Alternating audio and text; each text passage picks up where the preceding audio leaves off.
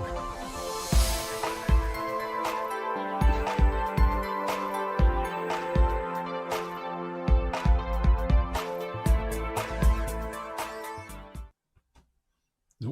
wrong button. There we go. Almost seamless. Damn it. Last episode and I still pressed the wrong button. Good afternoon and welcome to the final part of the live 2025 Flory Fest. We've been with you for the last couple of days doing various shows and things, and we've had a lovely time. And time has flown by, especially this morning. I thought this morning really went fast. Yeah. So, it did. No, been very, very well. Anyway, good to have you all on here. Hello, to, as always, to the Flory family, all the Flory membership who are piling through the doors as we speak. And then hello, obviously, to the YouTube community. And Zoran's in and Terry is in as well. So good afternoon to you guys. Final afternoon. So we'll be doing obviously lots of questions and chats and various things. I'm going to show you all about dry brushing. So we're going to be carrying on from this morning when we were working on with these little bits down in here. So as you can see, they've dried now and looking very much the part. So again, we'll be doing with some of that later. So if you've got any questions, usual bits and pieces, you can then obviously post them up and we'll get to them just as fast as we can. Keep asking, keep pushing, and all the rest of it. So don't forget, quick, get the advert in and out of the way then. Don't forget, oh, sorry, wrong screen. There we go. Don't forget, over on the florymodels.org/store, we got 20% off of everything. As we said before, we've got a problem at the moment. The website isn't updating the availability. So it won't let you buy stuff we're out of stock of, but it's not showing you we're out of stock of it. So I know it's a little bit annoying, but you might come along here and then suddenly you'll go to buy something and you'll get a little message and it will pop up and say, unfortunately, we haven't got any stock of it. So you can't buy stuff we haven't got, but definitely it's one of those ones that's a bit annoying because even we can't tell how much we've sold until we go through all the orders. But it should be fine. So don't forget, 20% off all Flory models items all the way through. That includes all the merchy bits as well. And we've got the 3D stuff as well, pot holders and glue holders. Then I've got 10% off all of the display stuff as well. All right, so if you go down here, you will see we've got various things. So what will happen is, because I know these are out of stock, if you try and buy a blade cutter, it says we've got 3 available, but if you try and add it to cart, it comes up and says, sorry, this one's out of stock. If you get that notice, that is the reason. But for some reason, and I have told the developers, it's Squarespace, blame them. And I'm waiting for him to sort it out. But anyway, you can see that how it works just down in there. But we've got all your various things. We've got your brass rods, we've got all your sanders, sander packs. We've got the mask set thing cutters down in there as well, and some other bits. All right. So if you want any of those, you can do so. 20% off all the Flory model stock. And then obviously we've got 10% of all the DSP. If you're in the US, you can go to High Altitude Hobbies. Just click the link up here. That will then take you off over to Brett over in Colorado, and you can buy stuff down in there with them as well. All right, so if you want to get any of the bits down there, if it says out of stock, I think if you put your name down, he's going to honor it when it does get in there. At the moment, we've got a little bit of trouble getting stuff in there. I wonder if his is working. Just saying. So because he uses Squarespace as well. But anyway, you can get them from High Altitude Hobbies over there. If you follow the link, you can do it. Just click there. And again, if you want to get it and you're inside the EU, you can get it via Kareen over at Brevaco Modelling. If you go in there, it will take us over to the Flory Models page on there. And obviously you can buy all your bits and pieces from them. Over on the PM store, obviously we said before, we've got all your kits, all your bits and pieces. Let's have a look at Edard. We haven't been into Edard. All on specials for the weekend as well. Some fantastic deals down in here. So if you want to get any of the fantastic Edard kits that are out there at the moment, we've got all of the ones down in there. And we've got, that's pick Hobby 2000. We haven't looked at them. We've got a load of Hobby 2000 on sale as well. So if you want to get any of those, you can do as always. Some fantastic kits there. And then don't forget, if you spend over £60 on an order, you get 10% extra discount on that. The mugs, to be honest, I think have definitely all gone now, so don't worry about the mugs. But 10% off on all orders over £60. Just pop over to pmmodelsuk.com and you can get all your stuff, as I say, just down in here, as well as your paints, your glues, and all your other sundries. Can you tell I'm tired now? So yes, they are all there. All of your stuff. Are you carrying on through till Monday midnight, are you, Matt? For you? Yes. Yeah, it will run through whatever's left or not left will end tomorrow. Yeah, that's it. So yes. Yeah. But if That's you're a quite bit a good late one. to the party, like I say, it might not be in stock, I'm afraid. Yeah, It's yeah. probably Unfortunately, gone. it may have gone and things Yeah, like that. but So yes. there you go. David says, afternoon to everybody who's on the P&O Britannia sailing towards Copenhagen. So that's it now. We're in international waters. We are, So- yeah, absolutely. Yeah, where is he in the Where are you? channel? Whereabouts in the channel? Or is he up in Is the it? Hopefully it's a smooth crossing. Atlantic? Yeah. Don't bump into any rubber boats en route. No, that would be good. Bit far up for them, innit? Yeah, I was going to say, I think they'll be a bit further south, but yes, fine with that one. Anyway, That'd be speaking nice. of which, I do have to say, during the break we had, I had an email from YouTube informing me that I've been copyright, not a full strike, but a notice after my singing last night of Dancing Queen. I have actually had an official thing I can show you from YouTube. Let me just show you the email. For my official warning from YouTube about my singing of Dancing Queen. Let me just find it. Right in here. It's not for playing music. It's for the. It's for my humming. Yeah. Oh, I've got another one now. Saturday Night Fever. I've got two. So as you can see here, yeah. So you say on the live show, content that was used was Dancing Queen and Saturday Night Fever. And yeah, that's it. So it says here that current type, it was melody and lyrics were used. That's so ridiculous. It's ridiculous, really. But yeah, what I'm more impressed is that they knew what I was singing and humming. So, so right. Let's just dig into this, because this is really so artists put their music out there for public consumption, right? Yes. I understand if you're actually playing their song in the background, yeah? Yes. Because that then technically is a copyright strike, but even though the music's out there in the public domain. I know this isn't probably the artist, this is the record companies or somebody else just trying to get the book. But then if you're humming that tune, how can you do a copyright strike for that? Well, so then saying anybody singing to the car radio, yes, or whatever they're playing, yeah, to the Spotify, is that a copyright strike then? Because you'll see what happens with a karaoke and stuff then, like people singing at karaoke to the public. Yeah. We got a full one years ago for Happy Birthday, which I didn't understand either.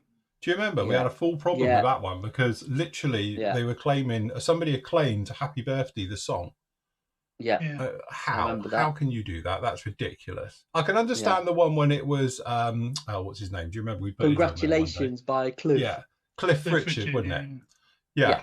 So I can understand that one because we played the full thing, but again, ridiculous. Yeah, really. but when it's aren't you supposed to not be able the real to song. Play a certain amount under fair usage. I know you should be able to do under fair usage. And the thing is, I could fight it and all the rest of it, but it's not worth it because all they're going to do is want to know my analytics from it. That's all they'll claim off of it. So, or they might put an advert on it, which they'll get like 40 pence from. So it's fine. But how come though, right? This gets hit with YouTube, but if you do TikToks and things like that, they're always playing people's music on stuff like they've put over it. Do they get it with a copyright? Yeah, no. So that's slightly different. So Instagram and TikTok and things like that, they have an agreement with music companies, so you can use it under a fair usage license agreement.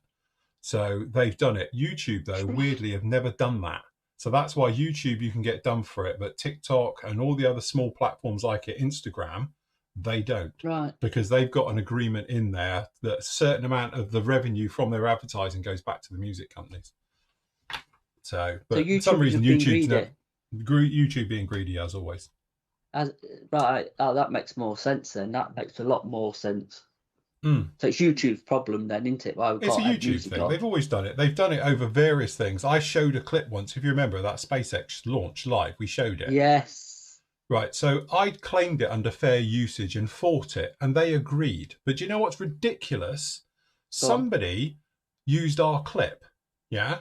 Then I got sent an email saying such and such has used your material. What would you like to do? So I could claim them and claim the revenue from their video onto me. And I claimed it as fair usage. So how can I claim off of it? But their algorithm is that whack. It hasn't got a clue what's going on. But I had an email pop up said someone's playing your video. So if somebody stole a bit of this video and they put it on theirs, I'll get an email telling me they've done it. And then it says, what would I like to do? So I could ignore it and leave it, or I can make a claim against them. I can then obviously ask for a revenue share. I can claim for full share of all of it. All the advertising comes to me, or I can claim for data about all people who've watched it and stuff like that. But it's like, it's not even, you know, as you say, I just think it's all a bit whack how it all works. The thing is, though, take your demo you were doing earlier. Somebody could rip that, re-edit it, and put it on, say, TikTok or Instagram or some different platform. Because there's a lot of that happening, isn't there, with creators, as in their content is being absolutely robbed. And then people are putting it on, if they've not on that platform that they're taking it, you know, putting the videos up on and you know, and then making money off it. And I have had that in the past. That happened. It hasn't happened for a few years now, but a few years ago, somebody took one of our tutorial videos. And basically, all they did was they just top and tailed it and put their titles on it and played my video.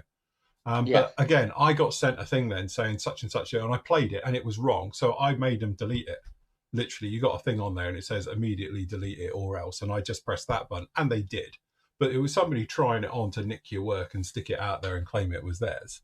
But again, the algorithm does it. But as we all know, if you've ever watched one of the videos on YouTube or on any of the, you know, social media platforms where you get a line in the middle, it has like a blurred line. That's to stop the algorithm knowing what it's watching. Or they compress it slightly, so the pixelation is all out, so the algorithm can't tell what the original was to the new one. There's a lot of that going on. But... No, I mean, with AI and that now, it's going to get harder and harder to decipher what's and prove, isn't it? Really, I suppose. Yeah. It's and again, the big thing is like people would say to me, "Oh, you should fight it." It's not worth the hassle. I'm not making any money from it.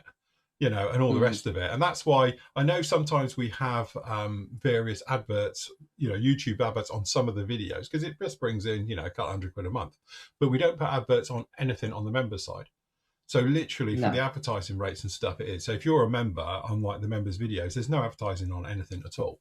So, you know, again, it doesn't really affect anything what we want to do. So it's just that sometimes what happens, like now, that video traditionally doesn't have an advert on it, but because they've claimed it, they've put an advert on the beginning of it.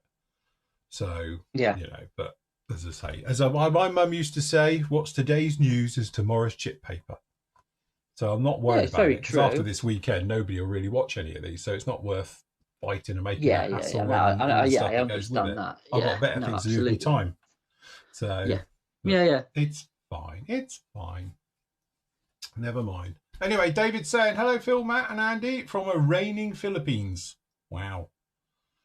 You've been getting a lot of weather over in that part of the world, haven't you? Yeah, just a little bit. In the old rainy season. We've got bright sunshine. John says the advert will be for ABBA's greatest hits. Yeah, probably will with the algorithm. Remastered by me. And then followed up by the Bee Gees Saturday Night Fever. This is it. So did pick up Nathan's synthesizer versions of it? Apparently not. It just picked up melody and lyrics being used. But I don't understand. You know, as you say, it's probably generic. So it'll be probably a little bit more into it and all the rest of it. But as you say, I've got better things to do and worry about what they say. So not worried. It's fine. Anyway, this afternoon we will continue and we will be doing some dry brushing. So I've got some oils and that ready to do with that one down in there and a few other bits and pieces. Remember, if you've got any questions, shout them out up on here. We'll try and get you some answers and that. We tend to use this bit of the show as a bit of a wind down now to the end, which will finish at around about 4 o'clock. So, yes, anyway, traditionally we have to ask what we have for lunch. Well, Andy, you can go first. I want to say sausage egg muffins, but they weren't from McDonald's, so they weren't sausage egg muffins. Basically, just sausage patties, muffins, poached egg, and cheese. Really, really nice. It was a molly muffin, wasn't there? Molly muffin, yeah. Very molly muffin. Molly muffin. Yeah, very messy because obviously poached egg goes everywhere, doesn't it? I like poached eggs. Oh. Yeah, but really, really, really nice. Really, really nice. I'm a big fan of dippy egg, as we used to call it, or with soldiers. Yeah. But I don't eat the white, so the dogs love me because the dogs have the egg white. I just have the yellow, the best bit, as I call it.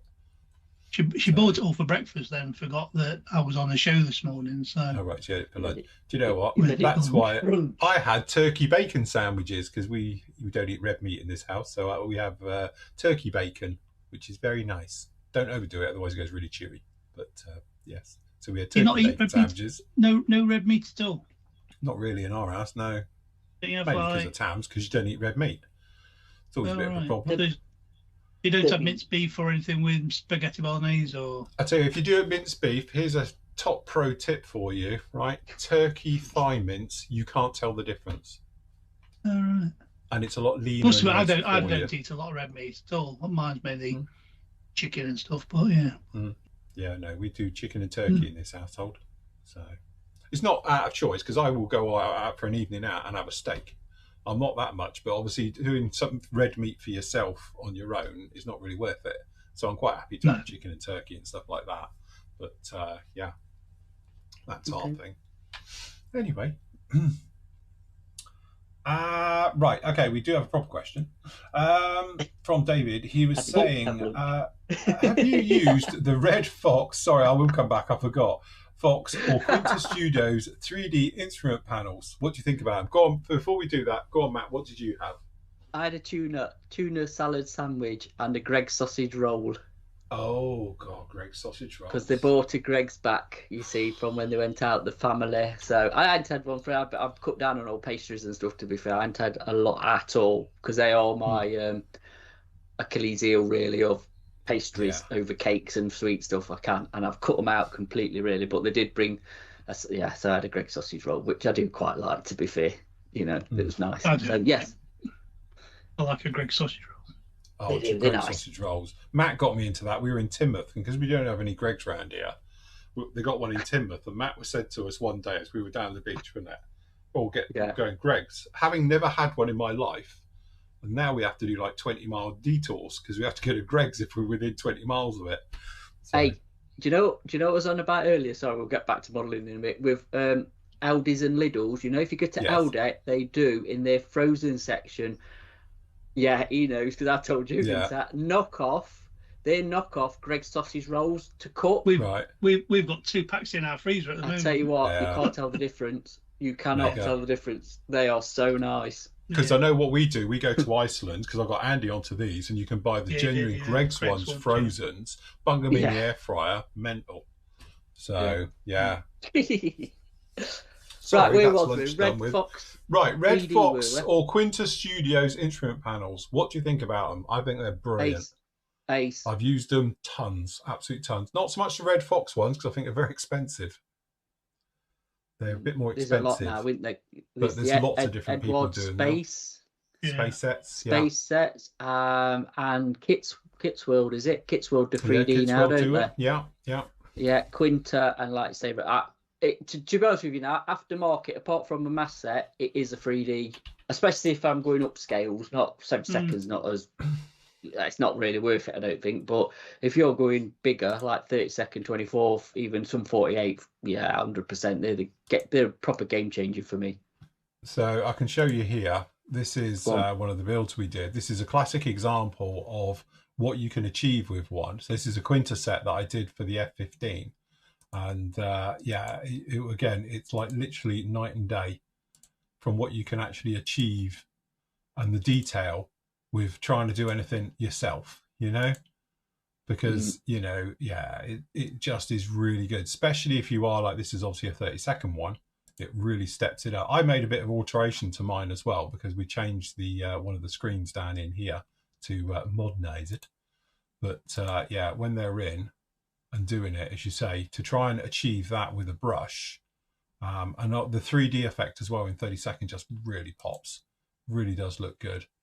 So I think they're absolutely fantastic. Very, very nice indeed.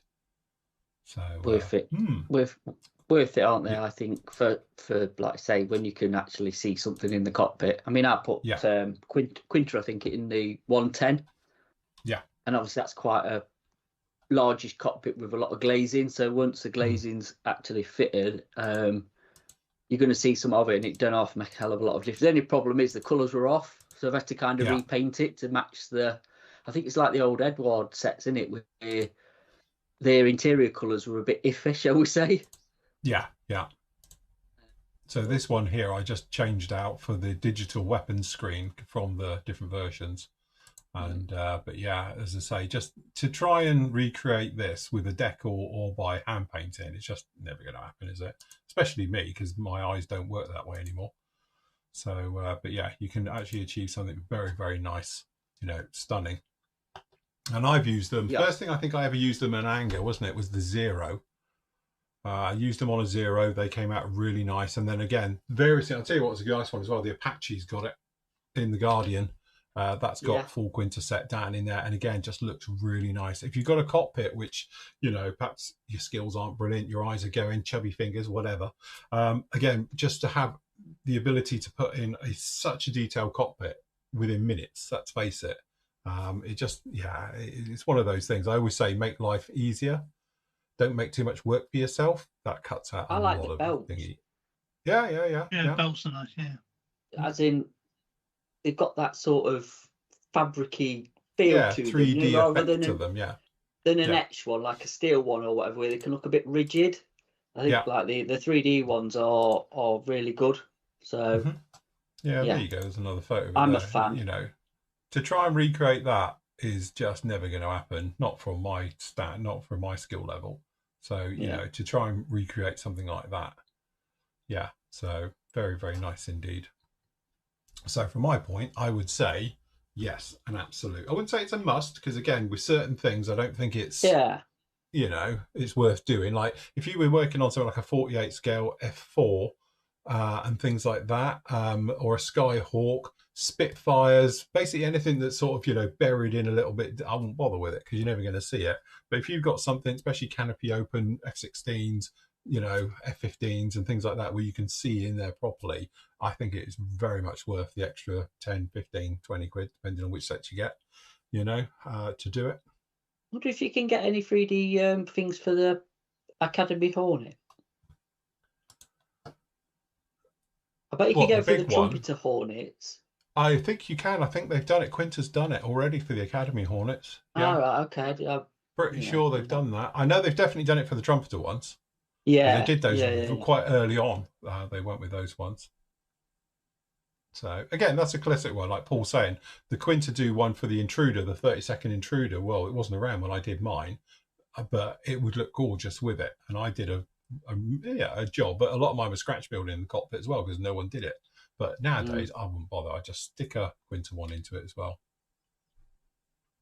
So, and all the rest of it. Sorry, let me just go back. That was it. Lambo. What did I use the Lambo one? You got me a Lambo set for something. That's the other 3D company.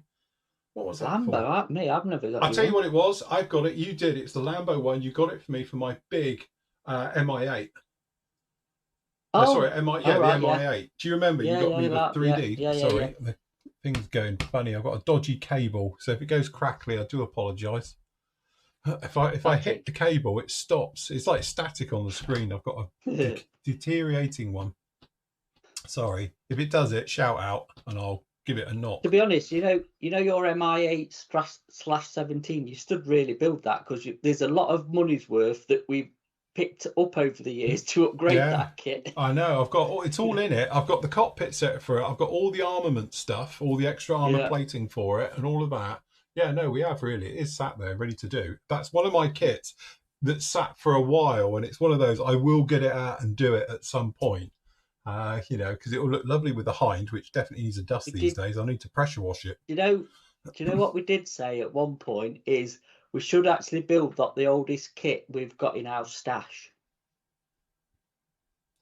And you know what? I could regret this. That would be one of them. Is that the MI8 is definitely got to be up there. The Hunter's another, isn't it? Yes. Yeah, the TSR2. Hunter I've had forever. TSR2. Yeah, the TSR2. Did the Nimrod, because the Nimrod would have been old. Obviously, we did the really Nimrod last year. So for the amount of time in my stash, it's got to be the MI8 and the TSR2 probably the Hunter, as you were saying. They're the three probably oldest ones in my stash. Yeah. So, do you know what my oldest one is? I think now I've actually been able to look in my stash. Is that 24th Mozzie that I got off Keith? Yeah. Because I rotate mine and sell off. Yeah. I've got that's got to be one of the oldest I've got, and there might be a couple of others, but yeah. So that's what we should have as a group build or a SIG. Yeah. Build the oldest model kit in your stash. Yes. SIG. Beck a good SIG, that, wouldn't it? That probably will. Write that down, Nathan. Write that down. Write that down. Write that down. Yes. Phil's on dial-up. Is it playing up? Is it? Am I okay? All right with me. It looks all right this end. Yeah, it's if it is playing up, shout, because obviously I don't look at myself, as weird as it sounds. Obviously, it is playing a screen of it, but it's a small version of what you guys see. So sometimes I don't pick it up. It's only I looked up and I could see static on my top, and I was like, bloody thing, dush. But I think what it is, I've either got a dodgy connection or it's a cable deteriorating. So I know they go after a while. And I've actually got a feeling it's the one that came with the camera. And I've had this camera now running for over 10 years. It's amazing it's hanging on so long.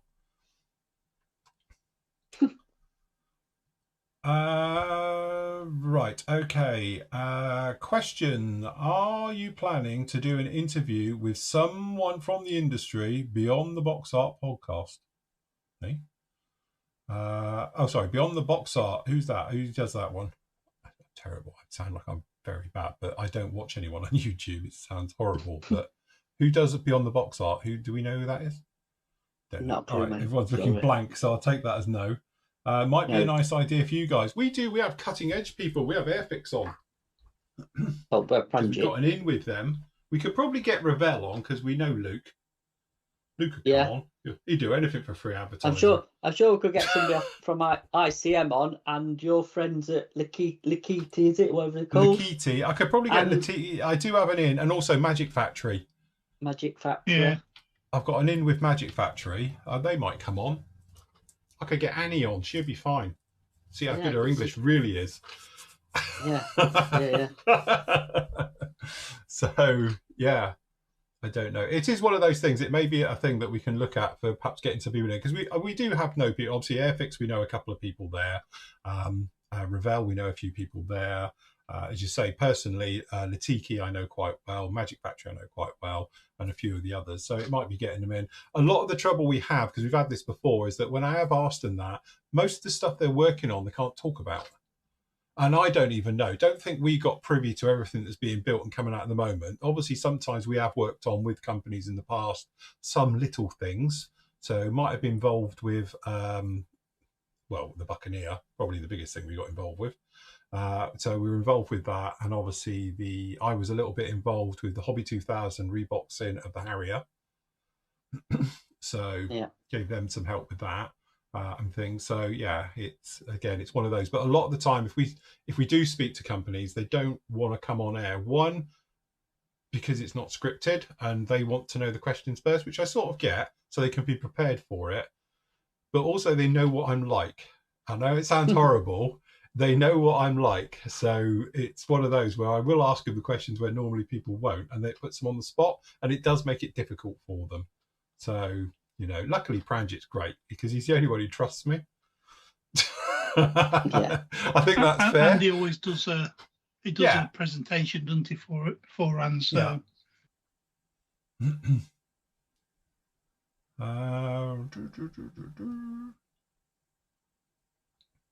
Yes, the new Harrier. I have it here. I've literally got it behind me. I'd like to do that, the Yuma one at some point. Add it to the list. Yes, my massive list. Oh, it's the official podcast of IPMS UK. Okay. Don't think IPMS UK like me. We'll see when you get turned away at Telford in a month or so. I'm amazed I don't know. Yeah, I say. It's not that I have a problem. I just need to shake them a bit and wake up. You need. Yeah, that's what I'm about with them. Don't get me wrong, they do a great job. It's just that I think sometimes they just need to step into the 2000s a little bit. Thank you for your honest opinion. I guess photo etch is old-fashioned now. I have many Edard photo etch. Do have a couple of the Red Fox and Quinta cockpit sets, so try out. Again, I think it's one of those things, we were talking about it. Photo etch has its place because of its thinness and what it can achieve, because even like 3D printing very, very thin can be problematic. But you've got the strength with photo etch, and obviously it's very thin. That's it. But by the time you've had a sheet like this and you've folded it to make a seat or something, you could just 3D print something these days and pop it in one. And I think that's where I'm to now. I can't be sort of messing around. I'd rather do a 3D printed something and pop that in than fold something up to, and then you've got to give it textures perhaps and stuff. And again, I think that's the trouble with it. So when you're talking cockpit sets, do you remember the old ones where it's literally photo etch in brass and you had to paint it still? We were talking about earlier, it's quite difficult to paint it because it's a flat. You need to give it some textures, get the paint to stick on it and some primer. Then you had to go around and do it. For what? It's still flat. You need some texture. And that's the great thing about 3D stuff like Quinta and all the rest of it, because they got, you know, the raised bit lumps and bumps. It just really works, and it saves me having to go around with a cocktail stick with my magnifiers on, you know, each one dink, dink, dink. You know, it is great. Just, you know, photo etch is, like you say, it's a love-hate thing, isn't it? Yeah. It's so fiddly. That's the problem with it, and it's so flimsy. And when it goes right, it's ace. When it goes wrong, it just fights you and fights you and gets frustrating. And you could literally waste whatever time you have at the bench on like a couple of bits of photo etch that have pinged off your tweezers, or they won't stick, or they just, it is. Kudos to people who can deal with photo etch in a professional way, I think, because they have a lot of patience and a lot of skill. I think their skill set is brilliant for it. Mine, if I can get away with it, I will. If I can avoid it, I will. It's one of them. It's needs must, in it. Yes. Yeah. So, you know, and if I must admit, I'm one of those. I must admit, I will put my hand up. If I can avoid photo etch, I will.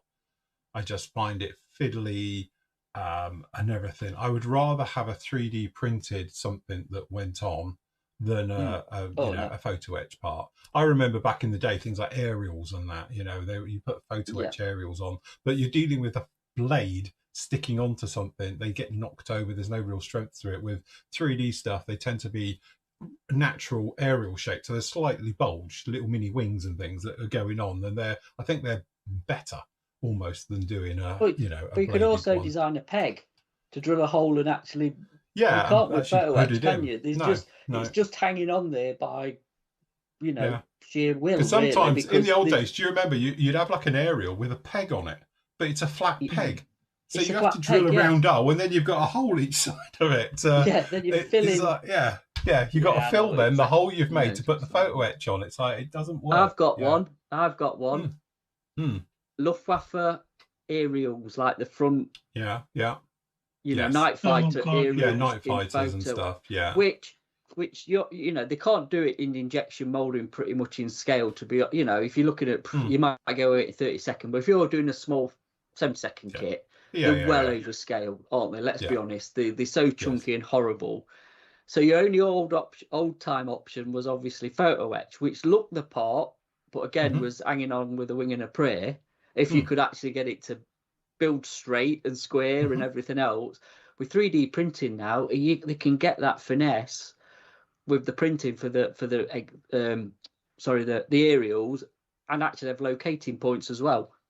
Yes. So you're on a bit of a win-win. I think, again, we're always thinking now like champion 3D printing, but it's such a game changer for this hobby. It's massive. I don't know why there's a resistance to the 3D printed thing as well, because there's a little bit of resistance because people are like, well, it's not modeling, and it's like it enhances models so much these days.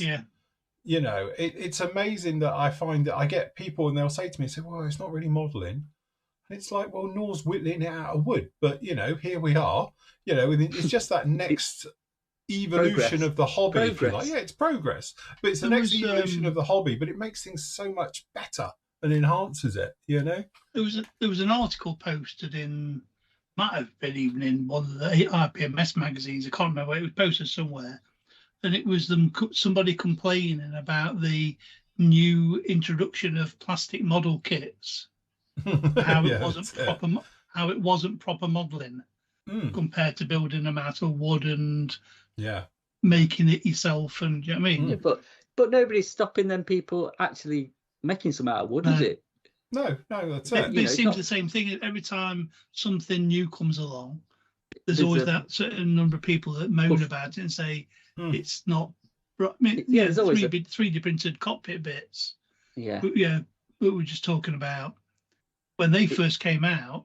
Who was it, Quinta that first brought them out, or probably Quinta was one of them, was Quinta, to be honest. But whoever it was, everyone was then saying, "Oh, it's cheating. It's already painted and it's." But didn't we have that with Edard colour zoom set? Yeah, of course we did with the zoom sets and stuff like that. It was exactly the same. Pre-coloured photo etch, that was cheating. That is, you know what I mean? There's always a pushback, isn't there, to progress, because that's just human nature, I suppose, isn't it? But why make your life harder than it needs to be when you do it? It's a hobby at the end of the day for most people, isn't it? So, if you like dealing photo etch or painting cockpits or whatever, that's your choice, but you can't then go to everybody else, well, that's wrong.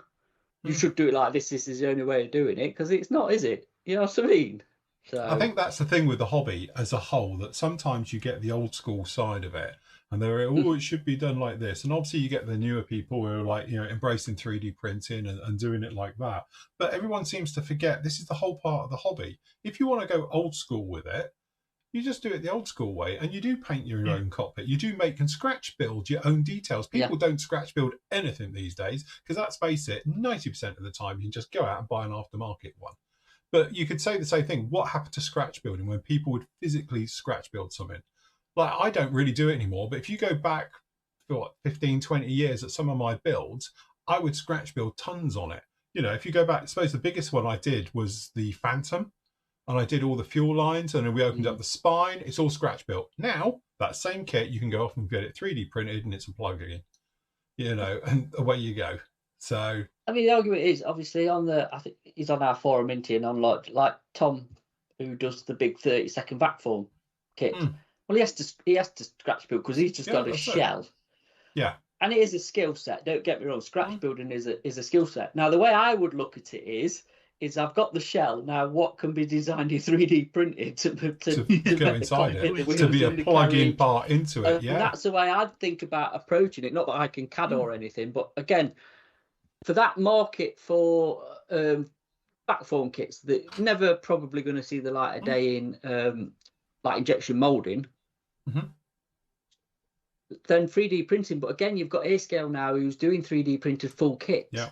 The Defiant and the Typhoon that he's doing coming down the line. So people are on that. Luke Graff are doing a few as well, aren't they? They've done some 30-second 3D fully kits at the minute. So I think they're picking up on it. And again, with that, if you've got that interest, you can CAD basically. If you've got an interest in a certain aircraft that you don't think is ever going to be tooled by a manufacturer, you've got the option now. You can design and make your own, can't you? Absolutely. So, do you think, say for competitions at model shows, which none of us go into, apart from I did win a thing for my oh god, his rosette. The guy wrote, "Where's your rosette? Show me your rosette." Andy. Still got it. I don't know where it is.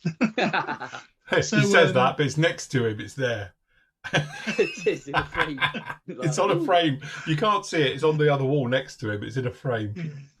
So anyway, right, carry on. So do you think consideration should be on how a aircraft's built, or whatever it is that's been built, to whether it's been scratch built products into it or aftermarket products into it, or 3D printed, etc.? Should consideration go into the judging for it, do you think? I think that's getting very blurred now, isn't it? Because I remember, I can't remember, it was last year or the year before, there was a really nice civilian aircraft that we all were hanging our noses over. Can't remember what it was. I just remember it was blue and white. Can't remember what it was. Twin 4-engine prop aircraft. And we all said it was absolutely fantastic, all the detail that got into it. But I don't think it scored very well during the judging. but it had all been scratch built. Yeah. Yeah, whereas like, you think that I think that is now higher. is absolutely, because we've seen stuff, and I've seen it at the show as well. Famously, there was a Y-wing at Telford a couple of years ago, and I built that kit as well. I printed it's a 3D print. I did exactly the same one, and it was there. And to be honest with you, there's no build skill at all in it, because it just goes together, because it's all subsections and it just bolts together. So from a build point of view, no, don't get me wrong, did a fantastic paint job it and all the rest of it. But again, how can you put that up against somebody, like we were saying, who's scratch built an aircraft that doesn't exist? It's a completely different category of modeling. But that's the trouble, because we're all now, grouped into this thing called scale modeling.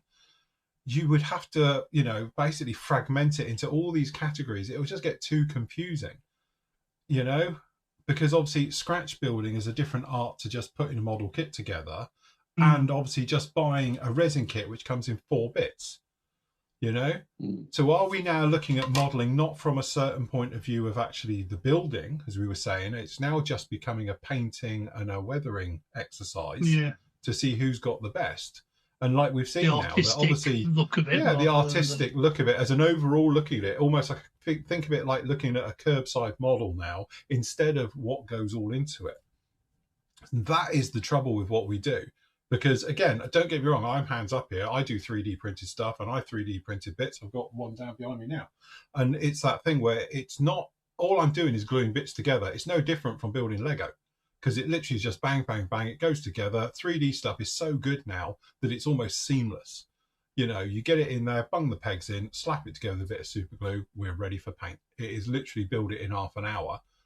Against if you've got a traditional model kit where you've got bits going together, you've got seams, so you're going to be, perhaps filling, sanding, rescribing, re-riveting, putting detail in. There's none of that really anymore with good quality 3D prints, so to put those in the same category of a troublesome kit, it's a bit like we've done it at the show before. We've looked at kits knowing full well it's a horrible kit to build because we've all built it, and they've done a really nice job on it.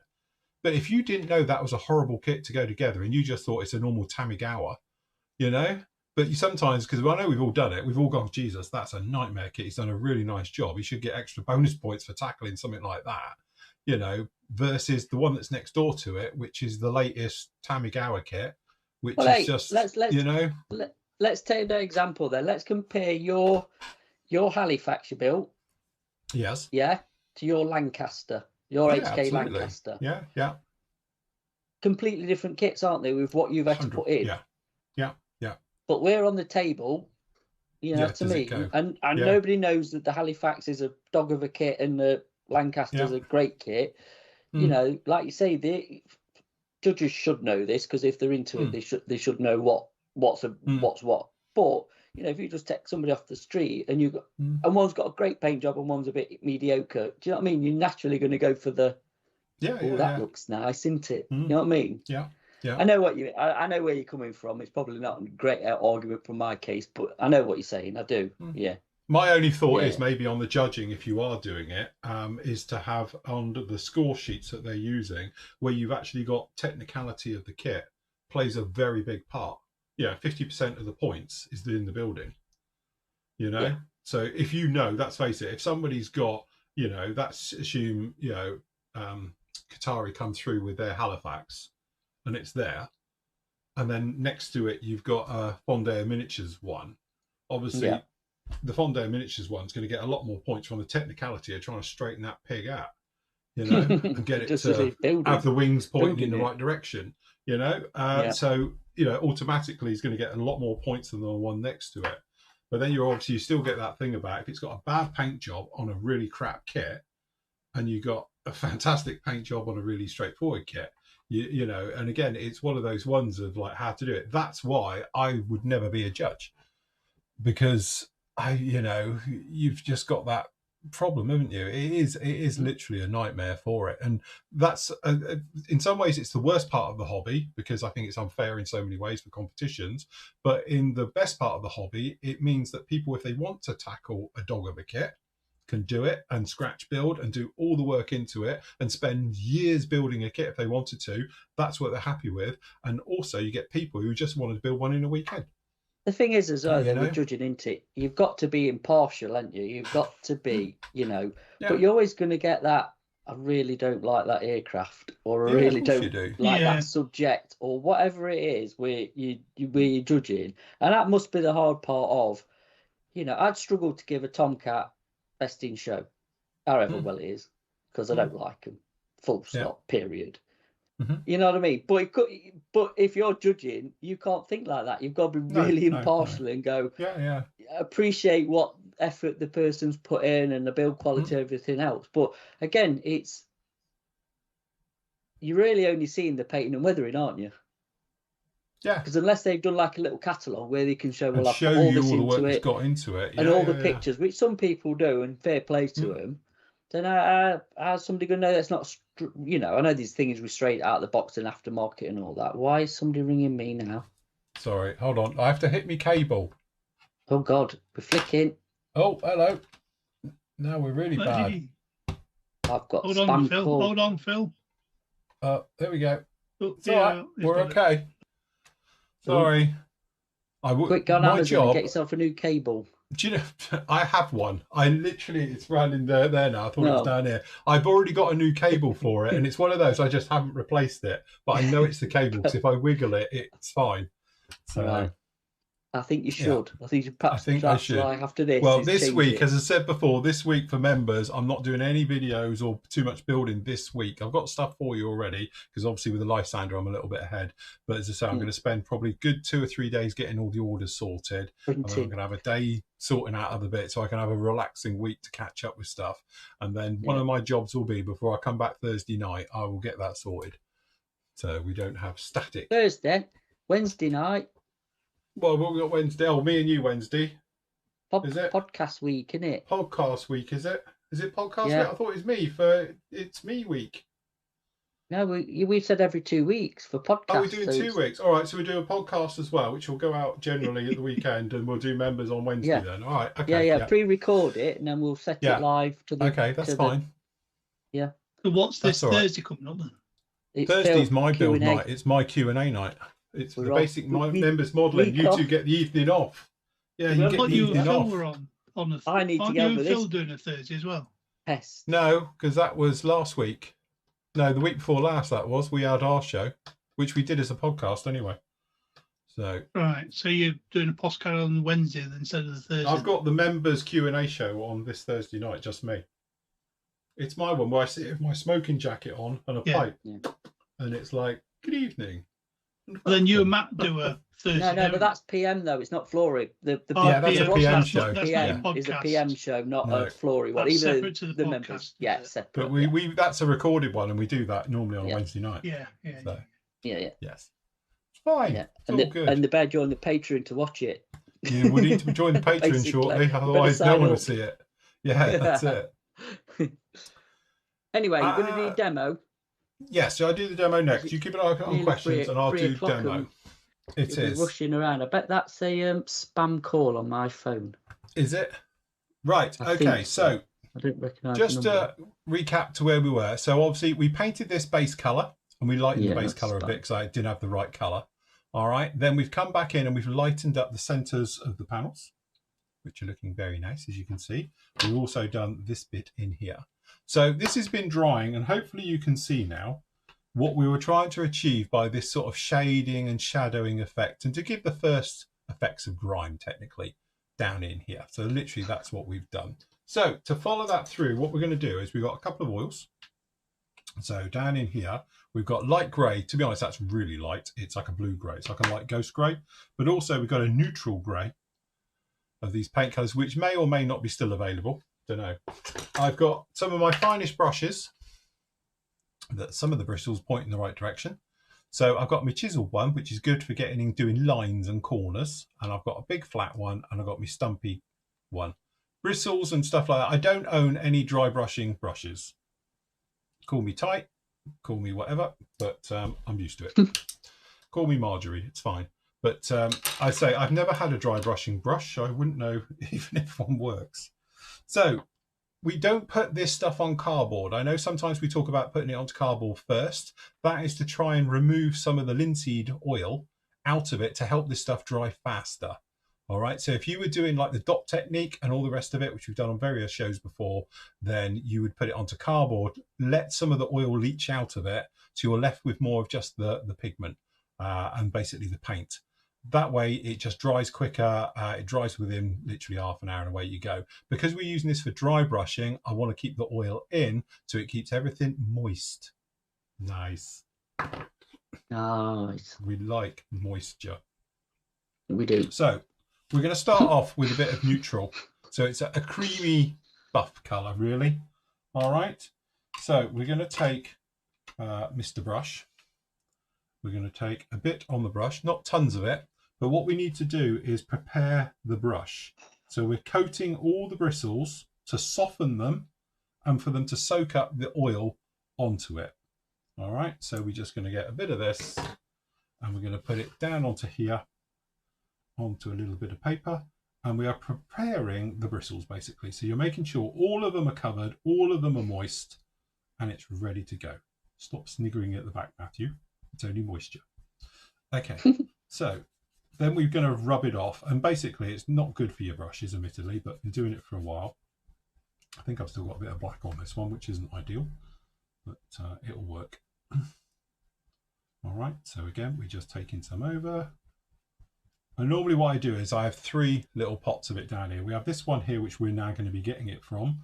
This one over here is for getting it all off. And then what we're doing, because we've got texture on the towel, it's quite good, because we can see that no matter how we rotate the brush, you shouldn't be getting anything really coming off of this, you know, because you want to have as little off of this as possible. So again, scrunch it, do it, because what you don't want to do is do an area and suddenly you get a lot more than you're expecting to come off. I wish the sun would go out because the sun's playing havoc now with the cameras. All right, so we're getting as much off as we possibly can. All right, I'm just going to come back and reload, only because I've got a little bit of black on this brush and I should have cleaned my brush beforehand, but hey, I forgot. All right, so we're just going to lighten this up. We just do this over here now. That's better. Most of the black's go. Okay. From all the angles, all the rest of it. So basically, no matter how we use the brush now, it should just come off. And you want to do it to literally, you've got nothing coming off. All right, that's where we want to be. Then we can come over to here. And then what we're going to do, very, very lightly, hold on, grab my other glasses, put the helmet cam on. I don't know if that might help with my light on as well. I don't know. Anyway, so what we're going to do is we're going to start to lightly going over. And the whole point is when you start this, you really shouldn't see anything, but it's going to be a gradual effect that as you keep going, you're suddenly going to start to build up with stuff. So again, because we've got the pointy one, means we can get in the corners. And obviously we need to go both directions. And we're starting to go over everything. And again. And what we're trying to do is just build up some of this area, and again we can go around very slowly. I want this to come up, not like you're using like an acrylic or anything else like that. It's a really slow journey as it comes up. What I'm going to do is, because of the contrast and with the light in here, I'm going to use a little bit of a lighter oil. So I'm going to use some of that bluey grey stuff as well, purely because this will show better on camera to show the effect. So let's get rid of all of that.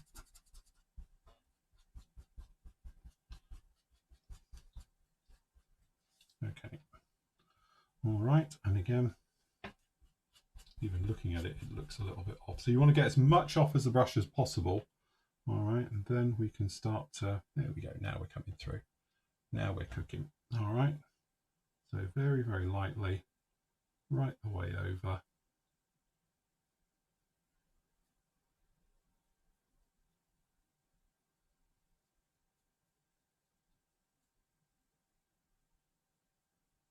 So we can pick out hoses and things like that as well by being very light and gentle. Latches. All right. So you can start to see, hopefully, I know because it's being a bit affected by the light in here, but it's starting to really come through. All right. So again, once we've got a bit on there, we can just come along. And it is the gift that keeps giving, because oils, unlike every other type of paints and things like that you traditionally do dry brushing with, do not stop. It just keeps giving and giving. And then what happens is, as it starts to wear off, you can get harder and harder with it. And you can literally brush more and more and get a bit more firm with it. So again, we're just going to go through like that. And we turn around. Just remember to rotate. So obviously each side of the raised area gets a little bit as well. And this will lighten everything all around it as well. But it's great ways of doing hoses and the jobs on it, just like that. So again, it doesn't look like you're doing too much until you grab the other one next to it, and you can see then how much difference it actually makes of bringing all that to life. So technically it's a little bit lighter than I normally do, but I'm trying to make sure you can see it on camera. But again, if you're doing hoses, this type of stuff around in here, dry brush it. If you try to do it with a pen, you know full well you're going to slip, you're going to go elsewhere. But if you dry brush with it, you can do it. And obviously you can dry brush any color as well. Well, as long as you've got the oil. All right, but there we go. So that shows you a bit of a before and after there of how much difference it makes. And what I will do, I will take a photo of this and I'll put them up afterwards so you can see it. But now it's really starting to make it all pop. All right, so we'll do the same on here. I'm not going to get any more oils or reload or anything else like that, because now, just because it's wearing out now, it means I can be a little bit more firm with it. And to be honest, you're better off having hardly any oils on here than you would be having lots of oils. So we're just going to pop around. We're going to come in amongst all the mechanism here. A little bit over stuff. And again, this will work really well, because now the mechanism for the first time will start to come alive, because obviously now we can see it, whereas before we couldn't see much of this mechanism. Suddenly this will enable it to sort of all pop and come to life. And again, don't be frightened of doing insides of panels. We've got some riveting down in here. We've got this little hose running down in here, so we will literally dry brush the hose. And hopefully the hose will all come to life nicely, as you can see. I will try and drop the camera a little bit more in a minute, see if I can get it even closer. So again, this little bar here, and again, this little grip. And again, remember to rotate, just so the dry brushing comes through from all the angles. Again, I want to get in here, so I use the pointy bit down in here, just to get with these rivet heads, all in these top areas. The rivets down in there. And again, a little bit of a light brush everywhere.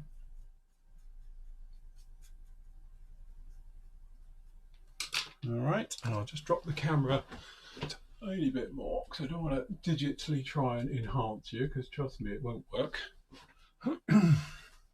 Hopefully this will work. Too close. Sorry, too close. Oh, no, let me move it out just a little bit. That's all right. There we go, we're in. So now you can sort of see what we're getting with those. So you can see how now it makes it really pop and start to come to life. And all we're using is greys. We're not going in with metals and silvers and all things like this, which really make it pop, because we still want it to be quite muted. And again, you can then go back with, once this is totally dry, you can go back with a pin wash and go right the way over it. As long as it's totally dry, you won't reactivate anything, and away you go. But again, good way of doing your wiring, especially if you can't get in there with a brush, you know, or a pen, or whichever way you want to do it and stuff like that. So for instance, this little bit of wiring here, I can see I've missed the back of it a little bit because I've been dry brushing the wrong way. So again, if we just go around the back of that now, so that wiring now shows all the way through from both directions with it. And again, the other thing as well, if you look at it, you see it's got a little bit of a shine, because where you're dry brushing it, you're polishing and you're making it quite shiny and come to life. Whereas before it's very dull, these were just XF paints. Now you've got a little bit of movement to it and a little bit of shine going on in here as well, which really brings it all to life. And again, if you've got something with a lot of stuff going on, so like this little gear down in here, as I say, still not loading up, still not putting any more on. You know, we can go down in here, and again, very lightly. And again, this is the secret to doing all this type of work, is not to overload and let it come to you, as I call it. So you're just dry brushing really lightly and slowly, not pushing too hard. You know, down in here, we've got a little bit of texture over this quilting. So we're going to give it some more texture, because if we do this, we will polish it and we'll make it shiny. I know one of the questions earlier was talking about being shiny and stuff. One second, I'll show you what we're up to. But hopefully, if I take this off, you can see down in here now, this quilting suddenly becomes quilting because it's had a little bit of dry brush and a little bit of movement onto it. And then again, we'll keep going just to prove the fact that these go on forever. This bit of piping down in here, we'll dry brush over that. We've got some switches and handles. And again, around the bolt heads and various things on this one. Got lots of stuff going on in here, so very lightly. But I would do probably all the wheel wells without reloading the brush. And then you'll hear me say when I do my full videos on this, I'll say about do an area to start with dry brushing on the bottom. So I'll dry brush here, somewhere you don't see. That way it just makes everything better, because you've got more control over what's going on, because it's not going to offload. But if I do this bit of hosing up here, these two little bits around here, a little bit on the back of the legs, bits on the side of the legs. But oils are the dream for doing any type of dry brushing, because they just keep giving and giving and giving. You know, they are fantastic. But they're my one way I do all pipes and hoses and stuff like that, because I can get around it with a dry brush and do all of this hosing work down in here. Yet if I was to do that with a pen, or God forbid if I was trying to get in here with a brush, because I'm hopeless with a brush, it would be everywhere. But you can actually really bring it to life. And again, what you can do, and is obviously my chosen tip as well, is that if you do go a little bit over, then obviously just give it another oil wash and it will darken up all the other areas, and the highlighted areas like here will then pop and come to life, you know. But again, just this thing of taking your time, building it up really nice and slowly, and then once it starts to wear down, you can really get amongst it. But having a chisel brush is good, because things like this I can get right in here. Yeah, if you've got a flat one, I can't do that, because I'll be putting too much in different areas and stuff like that. So again, really very, very nice for down in these. And again, we'll just give a little bit more around here. But this dry brushing has changed my modeling using oils, because before I was that person who would keep reloading all the time, every 2 seconds, bit more acrylic, give it a rub, go again, and then you end up putting too much somewhere. But again, with this one now, as you can see, you come out with something very nice. So if we just pop this somewhat together, I get my blue tack or white tack off. Do you know, just quick and Phil, do you know when you dry brushing with acrylics, or used to, yeah. Didn't you find they get chalky looking? Yes, yeah. And gritty. It's almost like a grittiness yeah, as well. Because they dry so quick. Smooth. Yeah. Yeah. Yeah. So if we come in now, I'll get these to go in. You need to use that now on your kit. Yeah, that's it. It's a shame I've glued the wheel wells all together. There we go. That's in. And now, there you go. That is your wheel well taken care of. Just like that. Very nice indeed. And if you were coming through, I'll be posh now like they do on adverts, look. You know? Yeah.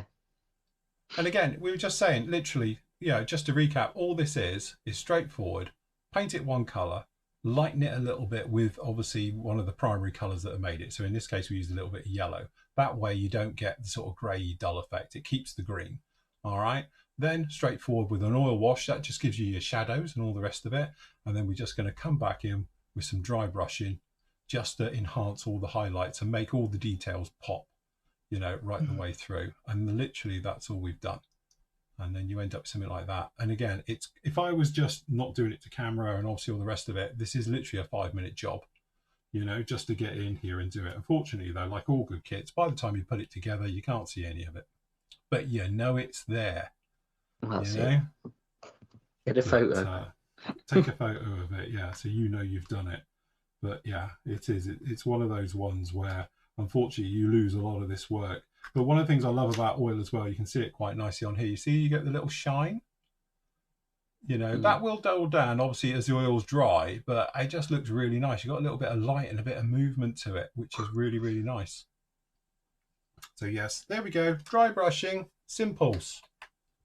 Well done. Cracking. Nice. Nicely done. Yes, nicely done. Just a Good. quick in YouTube chat. Yes. Dave Pierce says, Andy, Phil, Matt and Andy, any of you used Ammo Ultra Glue?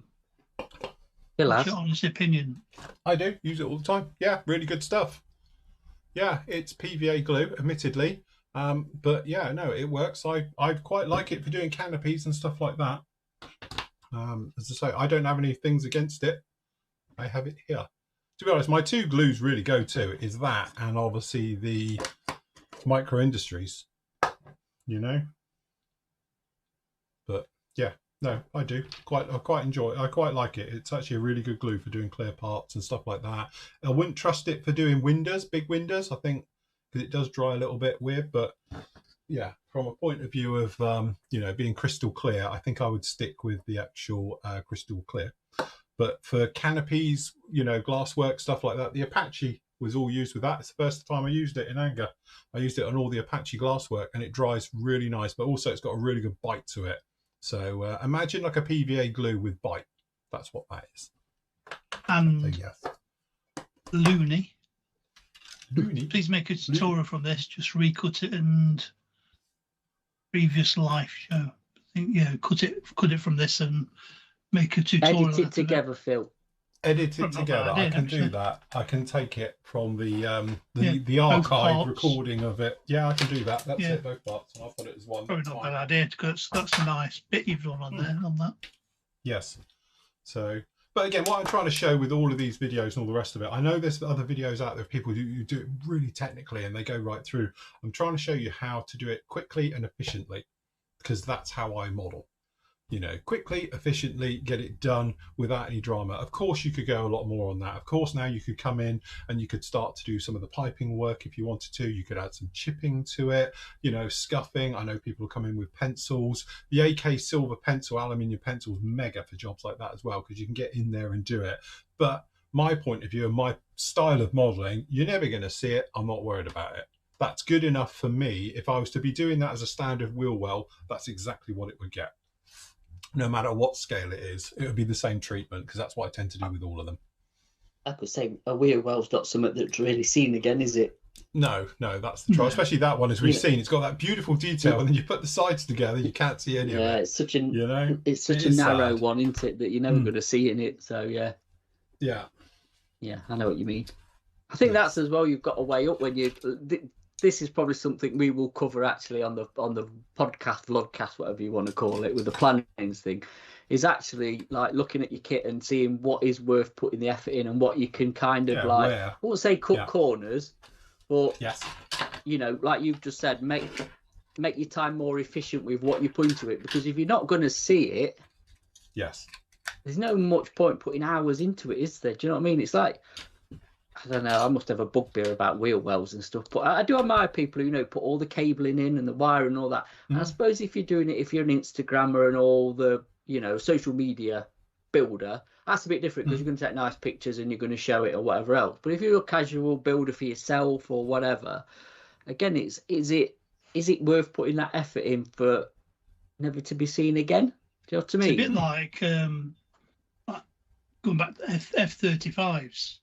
I mean, they are pretty dull to look at, aren't they? But all the nice looking bits of it are underneath. Yeah, the wheel wells and the bomb bay. As I say, the weapons bay done right is beautiful, and the wheel wells, because obviously you've got the nice contrast with the white as well, and because it's grey all around it, it really does pop. But I've often said, if you're going to display an F-35, you need to do it on its back. Because all the interesting stuff's underneath, or at least sort of on its side, on a stand. Yeah, that's it. Yeah, I know. Yeah, that's a good point. But yeah, David's saying on there, Phil, the hoses would be best painted in black. I'm only doing it just to show. It's not because obviously if I done it black, you wouldn't really see it. So I've done them in a grey to give them that sort of aluminium look. But yeah, the whole point is you would go back then and do if you want to do all the hoses in black, you would just dry brush black onto it. It's as simple as that. If you wanted to do them with silver, just use silvers and just do them in silver and just dry brush them. But as I say, years ago, I would try and do that with a pen or paint. And I would always make a mess because it always goes somewhere you don't want it. So nowadays I just dry brush it and I think it gives a better effect. So, but yeah, the whole point is just as a demo to show it so you can see what's going on. He also says, hi, Andy, how have you been lately? Do you want his full medical thing? Where it all started with a lump. We've only got 40 minutes, 50 minutes. I've been fine. Just I missed a few shows. My dad wasn't very well at all, and now he isn't in with us anymore. So yeah, yes, he passed. But yeah, just one of the things. Yeah, I took a bit of time. So like then looking after me. I'm not looking after my mum, but I don't know how to explain it. It's I think everybody's been through it, haven't we? It's dealing with your fallout of when you lose a parent, because again, it's one of those, because I was in exactly the same boat, is that I know our parents are incredibly similar, me and Andy's, and it's that thing where Andy's dad did everything. My dad did everything for my mum, so we have to pick up the slack, wasn't it, to help them along to deal with all the stuff and all the paperwork and banks, and yeah, it's horrendous, but hopefully, you just say it all settles down, isn't it? Yeah, seems to be. Yes. Well, for now. Then she'll want to move in. It's fine. Then she won't. If it goes like my mum, she'll be like, well, I'm thinking of moving. What? Where? Hey, hold on. Whoa. And then actually, because my mum was thinking like that, I was thinking if we was to sell both houses, hold on. Whoa. Hello. What? I buy somewhere with a granny annex? I don't think so. Anyway, she's all right now. My mum's loving it at home on her own, but yeah. I wouldn't mind doing that, to be honest with you, but yeah, but Shell wouldn't. I know. Yeah, that's it. At least I know where the money. Yeah, what you're spending. Worry about it. Yeah, what you're spending your money on. What's your main? His name's Julio. I don't have to worry about selling the house, something later on, and it's the bit where she finds somebody online called Carlos, and he's lost an investment. That's when you have to worry. I already wonder on those sort of things. He just needs some money to see him through, does he? Yeah. Right. Yeah. We've had that chat. Yeah, this is it. Oh, here we go. We have one. Have you had issues with Gecko Kit's plastic being reluctant to stick together with TET? I know. This is because you're the only one who's built a Gecko kit. No, the Land Rover was absolutely fine with extra thin. To be fair, I don't think I used actually Tamiya extra thin, but it was an extra thin cement. It might have been the either the AK one or the Mr. Hobby one, but same thing, isn't it really? But no, which kit is it you're building? Because we were saying this the other day. I've never built a Gecko kit ever. Have you built one, Andy?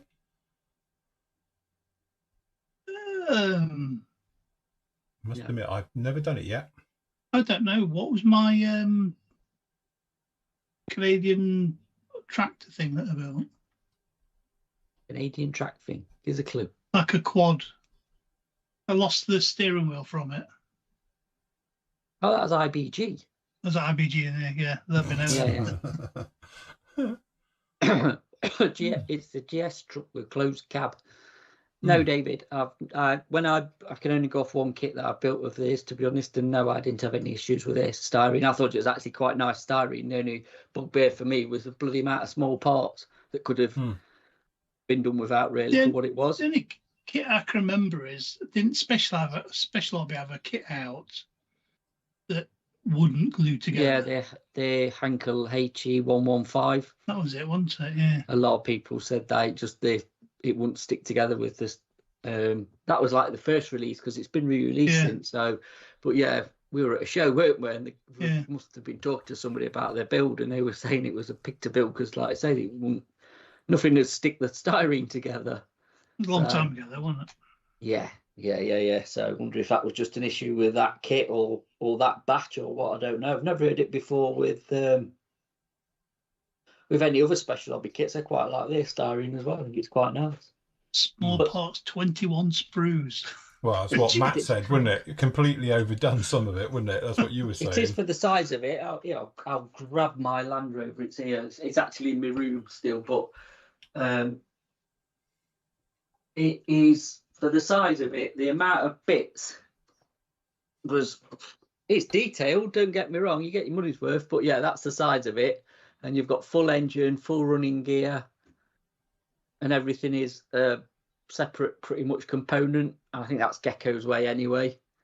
So it's they can be a little bit fiddly, and you've got to get everything square as well, or else you can be a bit all over the place with them. You know what I mean? The amount of parts adds up to then. There's not a lot that can throw it out of whack, basically out of square, and then you got your wheels that are levitating or something daft. So I think you have to be a bit careful. But they are good kits. I like the subjects of Gecko, subject matters of Gecko. They're just some proper British stuff, to be honest, and and obscure. That the tuk tuk, John's built tuk tuk was a nightmare. Yeah, but I think again that the small parts count is a bit much, to be honest, especially when they're not very big cut kits.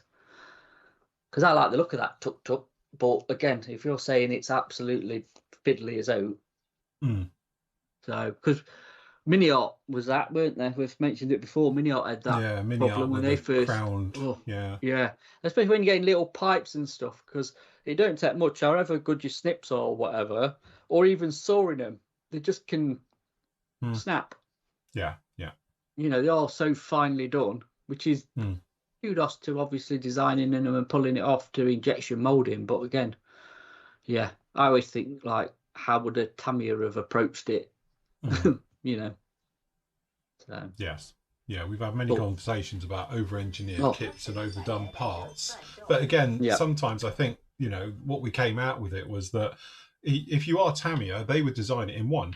But they've got the ability and the funding and everything to do it in one, and the machinery, whereas other companies, they can't afford to, do injection molding at the level with the various components all in one.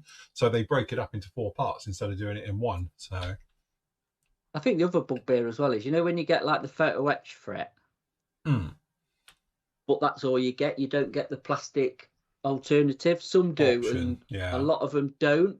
So again, if you don't like working with photo etch, you're kind of stuck building the kit. Yeah. Because there's no alternative with the plastic, is there? So no. Yeah. There you go. Fair enough. Phil, Matt, and Andy, has Tamiya stopped producing the 48 scale P51 BD Mustang and other certain models? No. We can't get hold of the P51D at the moment, because it just seems to be out everywhere at the moment, because we wanted to get something for the weekend. Yeah, I did. You know why? It's because we mentioned it as being one of the greatest kits of all time. Yeah. So everyone's bought it now to find out. We had a show and we were talking about the greatest kits of all time, and I championed that one. With Tamiya, there's a lot of retailers that sell it, but there's only one importer, isn't there? Yeah. So obviously, if the importer's sold out, everyone's waiting for the importer to get it back in. So, Smelly Fella says, a few weeks ago at a swap meet, I picked up the Azure. God, I can't remember that. How you pronounce that? Andy, how do I pronounce that? Moran Smelly 406. Any issues with Azure kits?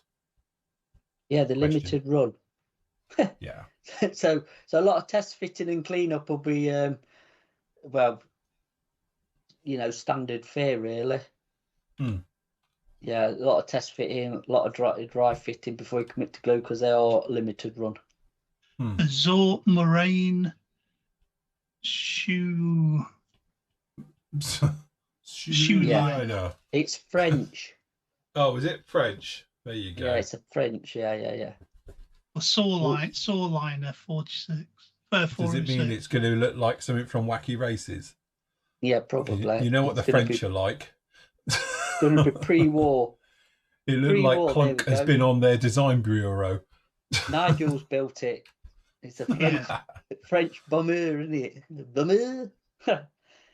Adam's got a question. Recommendations for a good, quick way of doing winter whitewash. Phil's thick wash. Thick wash, yeah. Thick wash. I highly recommend it. It's a fighter. Oh, is it? French fighter. Has it got gun pods on the side or something? No. I'm learning French and I can't even pronounce that. Looks like a French fighter. Oh, there you go. No other way to really describe a French fighter, is there? If you go on the store, it's always on every page. So, but if you go thick weathering wash, and then go down to here, there's a video all about it and how to make your thing. So I'll take you through the photos. You take your normal model, paint it, build it as you always do. You spray it. Hold on, I've got another one of being sprayed. There you go. You take it, you spray it, neat, straight through your airbrush. Even with a 0.2, it'll work. Light dusty coat to start with, and then literally come back and flood it on it. You leave it like that to dry, so it looks like it's had a winter camo whitewash. All right, so leave it overnight. The difference between this wash and obviously the old original wash, this thing is tough as old boots. All right, so once it is on and dried, you can dry brush it. So if you put a tiny little bit of moisture on your brush, like you would do for dealing with oils and things like that, so hardly any, and rub, you can rub through it. And you can rub through to bring the numbers through and things like that, as well as on hatches and other bits and pieces to scuff it through and stuff. Obviously, you can use it for flicking. So this is a thick stuff. So just put it onto a toothbrush, probably one you don't use, and then just flick it about if you want to get spatter in and things like that onto the wheels. And it's thick, loopy stuff. It's like toothpaste. So once it's on, it's very thick and gnarly. It will dry matte. And then once it's dry, it's rock hard. This is the difference between this. You can also use it in dioramas. It was used on this diorama. Apologies, I can't remember whose diorama this was now. But it sent me the photos with it on. But that's the thick wash in action. Down in there like that if you want to put it across.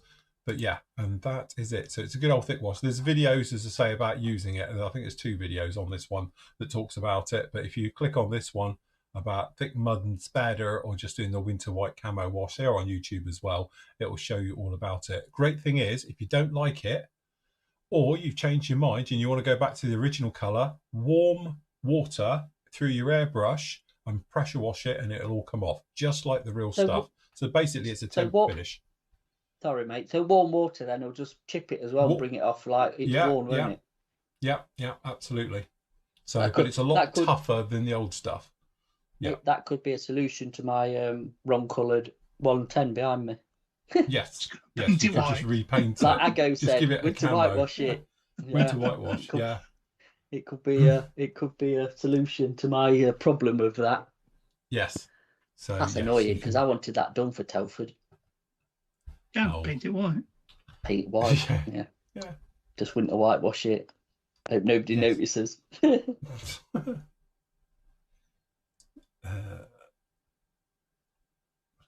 Look, don't say that. You can't say that it was Messerschmitt fodder. Nigel will get upset. Nigel builds all French stuff, even the really bad stuff. Question: what do you think of the Trumpeter 1700 HMS Queen Elizabeth aircraft carrier? Looks like one to me. It's a boat. It is a boat. It floats. It's a yacht. Asking us, Tim, about things to do with shipping is, it's not our strong point. Clueless. Yeah, it's not, is it? It's not our specialist subject. Anything to do that floats on water. Well, especially ships and stuff like that. I don't know. We just struggle with a float plane, let alone a boat. So yeah.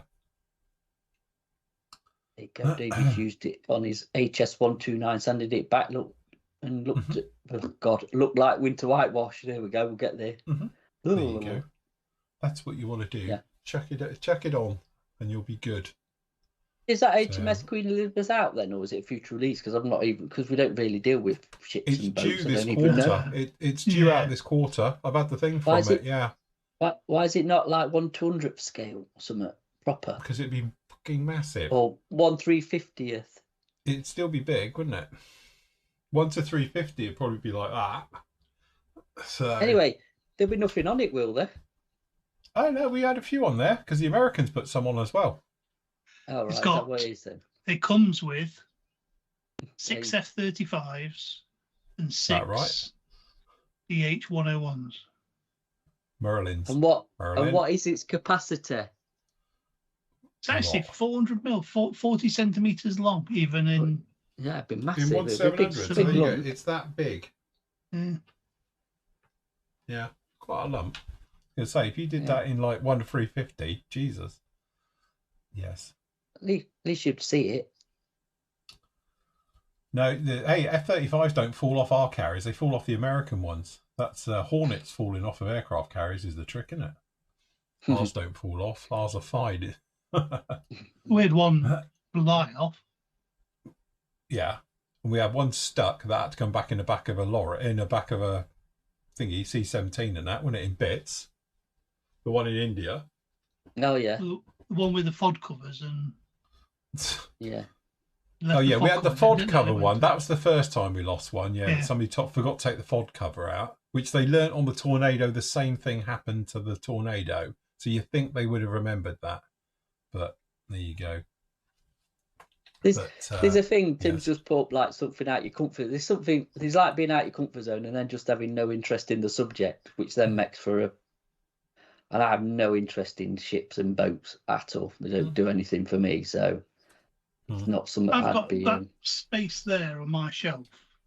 I'll be tackling. I've always thought it was a perfect sort of like size for a ship or something, but.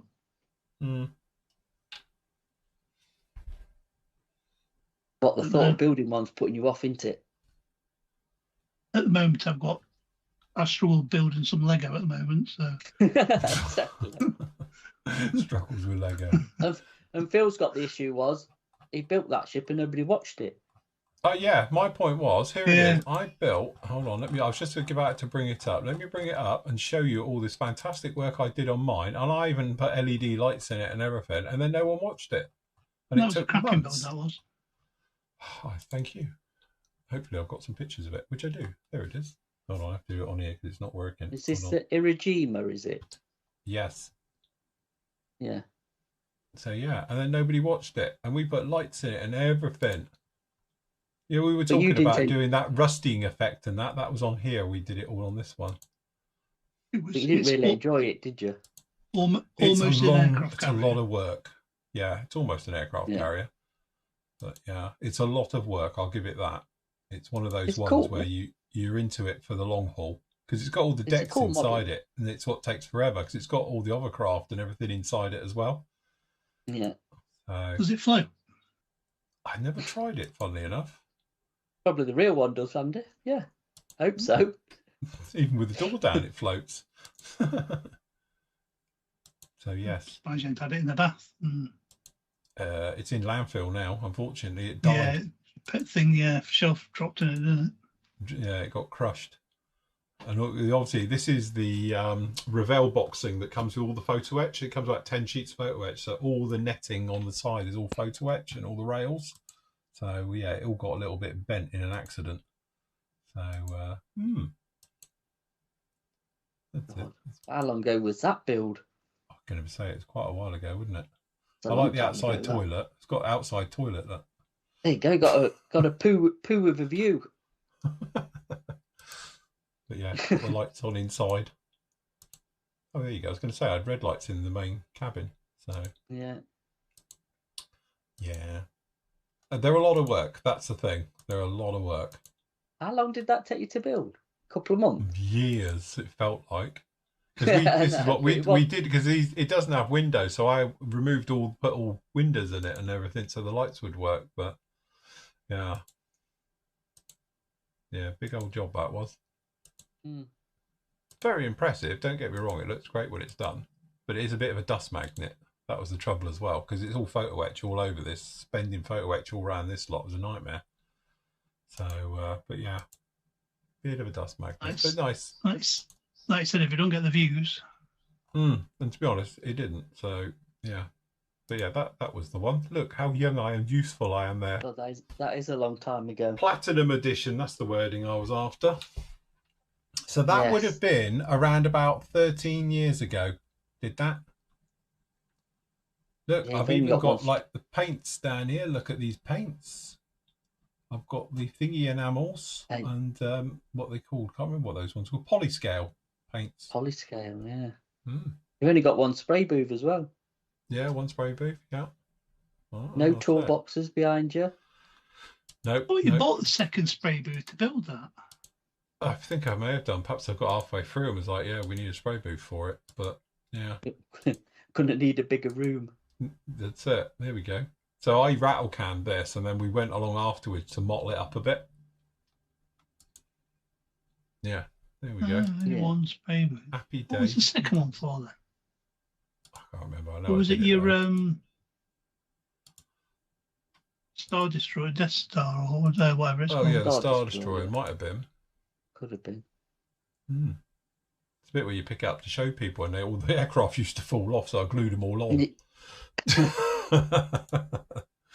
So yeah, happy days. But the trouble was, if you're trying. Go on. I said, could you imagine if you're trying to build the 148 B1B from Revell? Yeah, that's it. Yeah, fun with that. You need a massive wide-angle cameras and stuff to get all of that in. But, that's huge, isn't it? That is a big kit. But the thing is that from my point of view, because I'll get a lot of people and they say, "Oh, why don't you build this? Why don't you do that?" Again, I have done them and that, but obviously I look at the figures and obviously how many times it's been viewed by the members and various bits and pieces. They don't get much at all. And if you think that took to build, realistically, I think it's like 3 months. So it's a long time. And if you've got members who aren't into it and they want to watch you build a latest and greatest or whatever it is, it's a long time to wait. So I appreciate that. So that's why I don't really do them. But I've had people say about, perhaps do smaller scale ones and various things. But again, if it doesn't really get the views and that, I try and keep it as diverse as possible. And I throw little weird things in every now and again. But to take the time to do a full carrier, is, a little bit something else. There you go. Alan says he watched it. Come on, who was the other person then? Hands up. Yeah. Oh, Peter's watched it. Oh, there you go. 2 people watched it. In chat. He did. So that's 2. Yeah. Yes. Well, it's 13 years ago. So we did. So according to my list here for my upcoming video, which you saw yesterday, the new logo didn't come into effect until 2014. There you go. So when this one came in, we were still on the old one. So yes. There you go, Paul. That's why he sent me a Warhammer model, which is that one over there, to do something different. So. You still got that U-boat conning tower, though, haven't you? Yes. Yeah, it's right there. Yeah. Which I think is nice because, again, it's this big, isn't it? And it's quite big as well. And you get the figures for it and the torpedo and stuff as well. So it's a nice set, really. Yeah. I still have I want to remember, who remembers James from the old days of, like, on your 386 computer? So Jane's longbow, Jane's F-15. Do you remember all those games? Yeah. Do you remember the opening one? It had a U-boat conning tower in a book. The book opens and it in the beginning titles and the U-boat comes out of the book. Yes. That's what I wanted to do with it. I was going to go around a flea market one day and buy a massive big book. And then that's exactly what I wanted to do. I wanted to have the conning tower looking like it was breaching out of a book.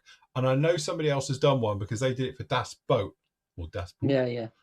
They did something similar, but I always remember the Jane's longboat opening scene from it and all the rest of it. And it shows it coming out of the book. And I wanted to recreate something like that. That's why, again, it's weird, but I could got a million excuses for my stash. That's the one for that, because I want to do a book and I want to have it looking like it's coming out with the waves around it and all the rest of it.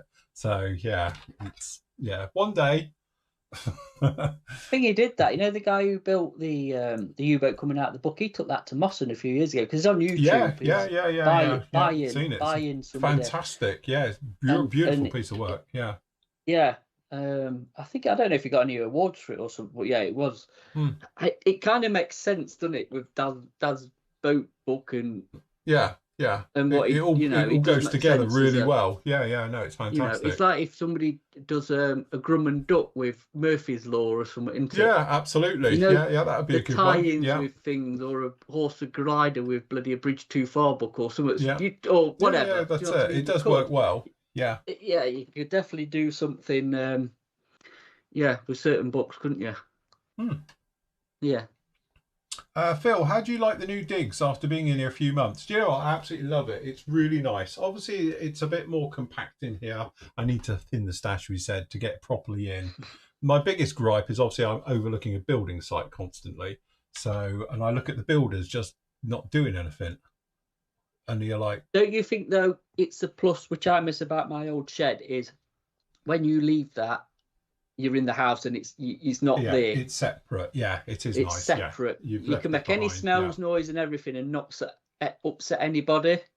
And that's what I kind of miss about the old shed. I mean, I love this room. It's a great room. And I am stuck away from everybody where I am in the house. But yeah, I mean, the only downside is, like you'll find, like me and John said, is in winter when it's peeing it down rain, it's freezing cold and you've got to walk inside. You've got to leave, lock up. Got to go across. Yeah, I know. Do the walk of shame. I have said, because obviously you could just literally go out your room into the living room. You done. That's it. I was straight out of my room into the living room. I know. So the plan of action is we're having a retaining wall built because we're having the garden sort of leveled a bit, and then I have my steps going up. And I did say I need a couple of steps across onto the new patio, as it will be, and then into the house. So I've got a walkway to go round. But I think, as you say, once the building work's done and everything, it was really nice before the building work starts, because of an evening, especially when we have those gorgeous evenings in the summer, I have the doors open and these both open out, and you've got fresh air, because I know the members know about this. You can hear the birds and all the rest of it, and it's quite peaceful and that. And yeah, it was really, really nice for that type of thing. And to be honest, the other way is it's really cozy in here when it's cold. In the winter, this place is mega because it's nice, it's cozy, it's very well insulated and all the rest of it. So I'm looking forward to the winter being in here, to be honest, and doing it. My downside, only problem I have with it now, is a classic example, because we're late afternoon, the sun is right there, the sun is coming straight in here, the cameras hate it. So what I've either got to do is get blackout blinds to negate this, because we used to have it in the old one as well. The studio had blackout blinds, so we didn't have the problem. But until then, we had something very similar. So I need to sort out something for this. At the moment, what I tend to do is film in the morning, and I'll do the orders and editing and all the rest of it in the afternoon. By the time the evening comes along, the sun's moved down and it's around. But as the days are going now, the sun's getting lower and lower.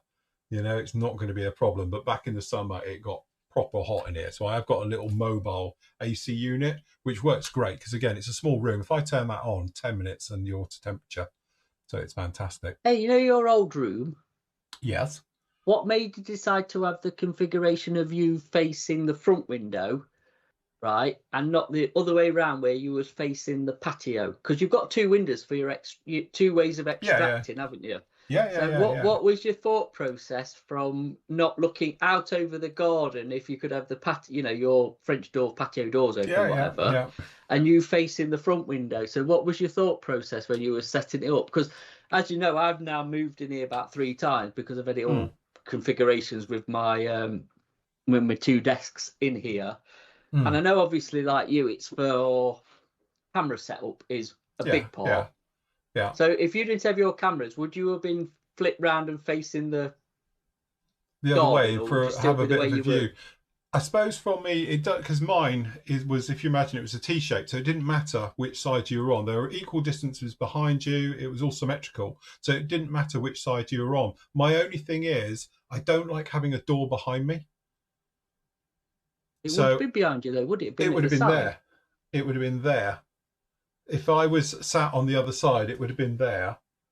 So I liked being on this side because the door used to be over there. It used to be behind the camera. The door was behind the camera. So what was great was if somebody came round, they would stick their head in through the door, wave at me, and to everyone else who's looking at me, they think I'm looking at the camera, but I'm actually like, yeah.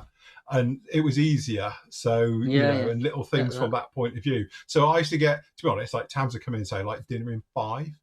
And even if I'm filming and I'd because the camera's on the overhead, I'd just go, and then that was the easy way. But if it's behind me a bit, I'd have to do that. But again, it's more of a personal thing. I don't like sitting with my back to the door.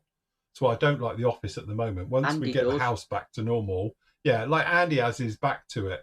I don't like having my back to it. I've got no choice in my room though, because if I put my desk where the door is, I've not get out the door. So. Yeah, I know. So.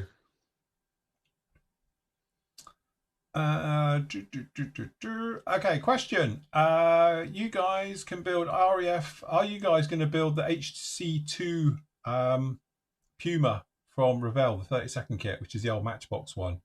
Matt is. Do you know what? I've dug it out of storage, so yes, it is going to be done because I've had it long enough, and I did say to who I got it off, I would do it as a video build. So, and I tell you what, now I've gone a bit sort of back to old school. I'm going to build it as Matchbox intended as well. I did want upgrades for it originally. I was hoping perhaps get some 3D bits to make it more modern, but you know what? Sod it. I'm going to build it as Matchbox intended and have it as a curbside and not to stress too much about it.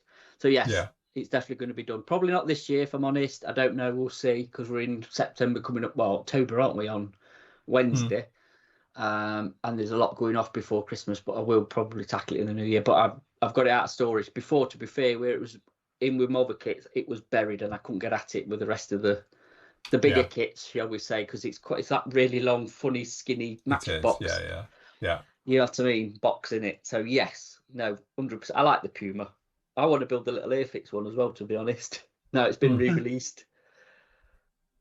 Clint says a retractable outside awning would work. He needs a tunnel, like Colin Firth, like I said. I'm going to have Colin Firth down. Yeah, I do know. I have spoken about it, is to have a little, say one of those roll-out type awning things as to cover, to keep the sun off. But yeah, again, it's one of those. When we had the blazing heat at the summer, what I ended up doing is I had the guys know, the one I used to have above the pergola, the sail, we used to call it, the grey one. I had that on the outside of this. So it hung down, but it was great until the wind got up. She started flapping around in the wind, but it used to just keep the sun off of this side, because the only trouble is, as I say, you can feel it. I know about a couple of the guys around here, and they say when they sit there, I usually hear people sit when they come in, they sit over in the corner, said you can feel the heat coming through the glass, but that was like when we were proper like 40 degrees down here. So, but the rest of the time it'll be absolutely fine. But no, it's all right. It's to say, it's different way. For me, I've now got used to you being there, because obviously for the last 13 years you were there. So I was still doing the thing, and I was like, so you go like this, because out of habit, I was going like that all the time. So it used to drive me mad. Many of the edits, I'd go like that and go, oh, right, okay. And you go like, and then, because I've done it that way, because for muscle memory, it was always you were there. So, but I say you're over there now. And again, that's a thing, because it's just cable management. It's all out the way now. When it was over here, I had all the cables coming across, and it was a nightmare. So your room, Andy, is that a square room, or is that wall longer than the window wall? The wall where your desk is. Yeah, this wall's longer than the window. Oh, wall. is that so? That hence why you're not modelling under the window. You're on that. Yeah. Okay. Yeah. That makes sense. It's supposed to be a bedroom. A bed, single bed. Oh, it's a would box fit room, in with like a chest of drawers here or something. But that's yeah. I grew up in a box room, so I know exactly the layout of a box room, because that's where I was shoved. Yeah. So, are you rejigging your room when you have to do it, or are you keeping it as is? I'm going to keep it exactly. Decluttering. All the units are staying on the wall, and all the paint blocks are staying. Just changing the worktops. That's it. I think I've got to these got to come off while I change them, but yeah, it'll go back and look exactly the same. Right. Different coloured worktops, but you can't see them anyway. Marble. Granite worktop. No. cheap IKEA ones, but not ones that are not the paper ones. Like this. The paper ones. Yes. Ones. The thing is, you can buy cheap worktop. Like this is just your standard, whatever it is, thick worktop. Yeah. And it's just white worktop, and I ordered it online, and it wasn't expensive. Yeah, you can buy it 3 metre lengths or whatever they are, 4 metre lengths. IKEA worktops that they sell, they're 28mm thick, I think they are, so they're quite thick, but they've got square fronts with just a little lip, so you don't have that big join. Yeah. Where they are, whereas these are desktops, so these are proper square. So there's no join. Yeah, there is a join, but yeah, it's a square join. But say they're just proper IKEA worktops, 600mm by whatever length you want, and just slightly. These are 35mm thick, being desktops, but 28mm thick as worktops. Fair enough. Ideal.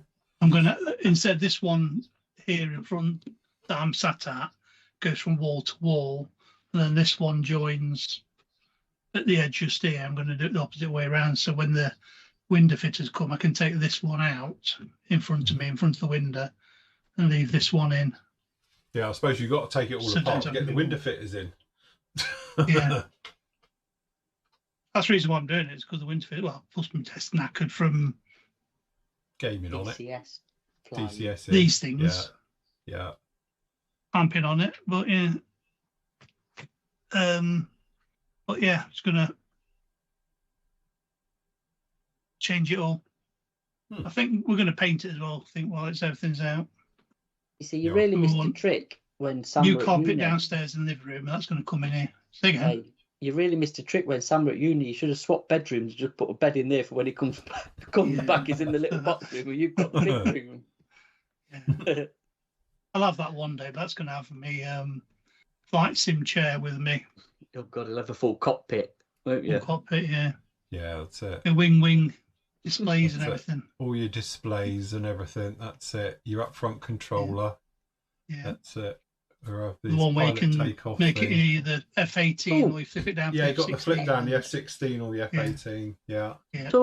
Talking of simulators and stuff, did you know about the Lancaster Dam Busters one in Microsoft Flight Sim? Oh, no.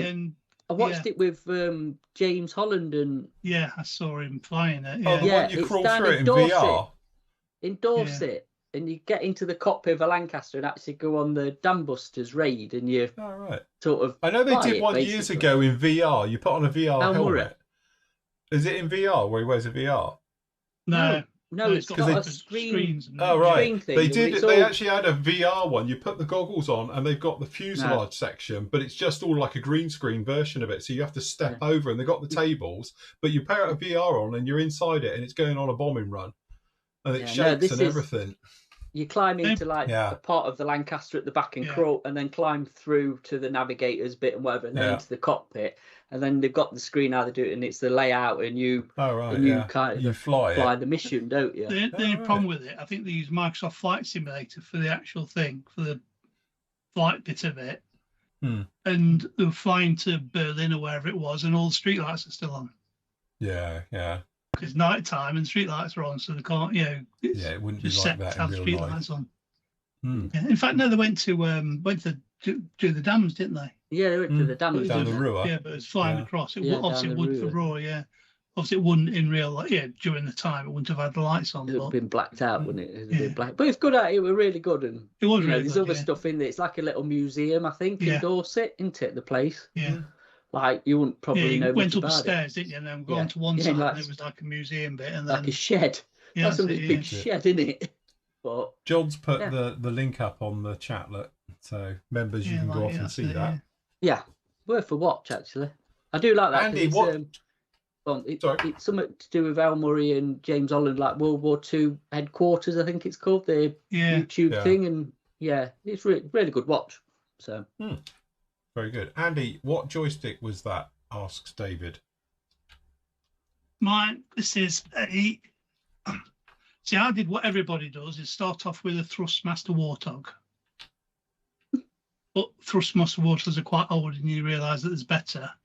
But I've stayed with Thrustmaster. This is a Thrustmaster Ava thingamajig, so it's like it's a lot better than a Warthog. It's got all cams and everything like all the others do it now, wing and what have you, and it's got like dampers in it, what have you, and then it's a F18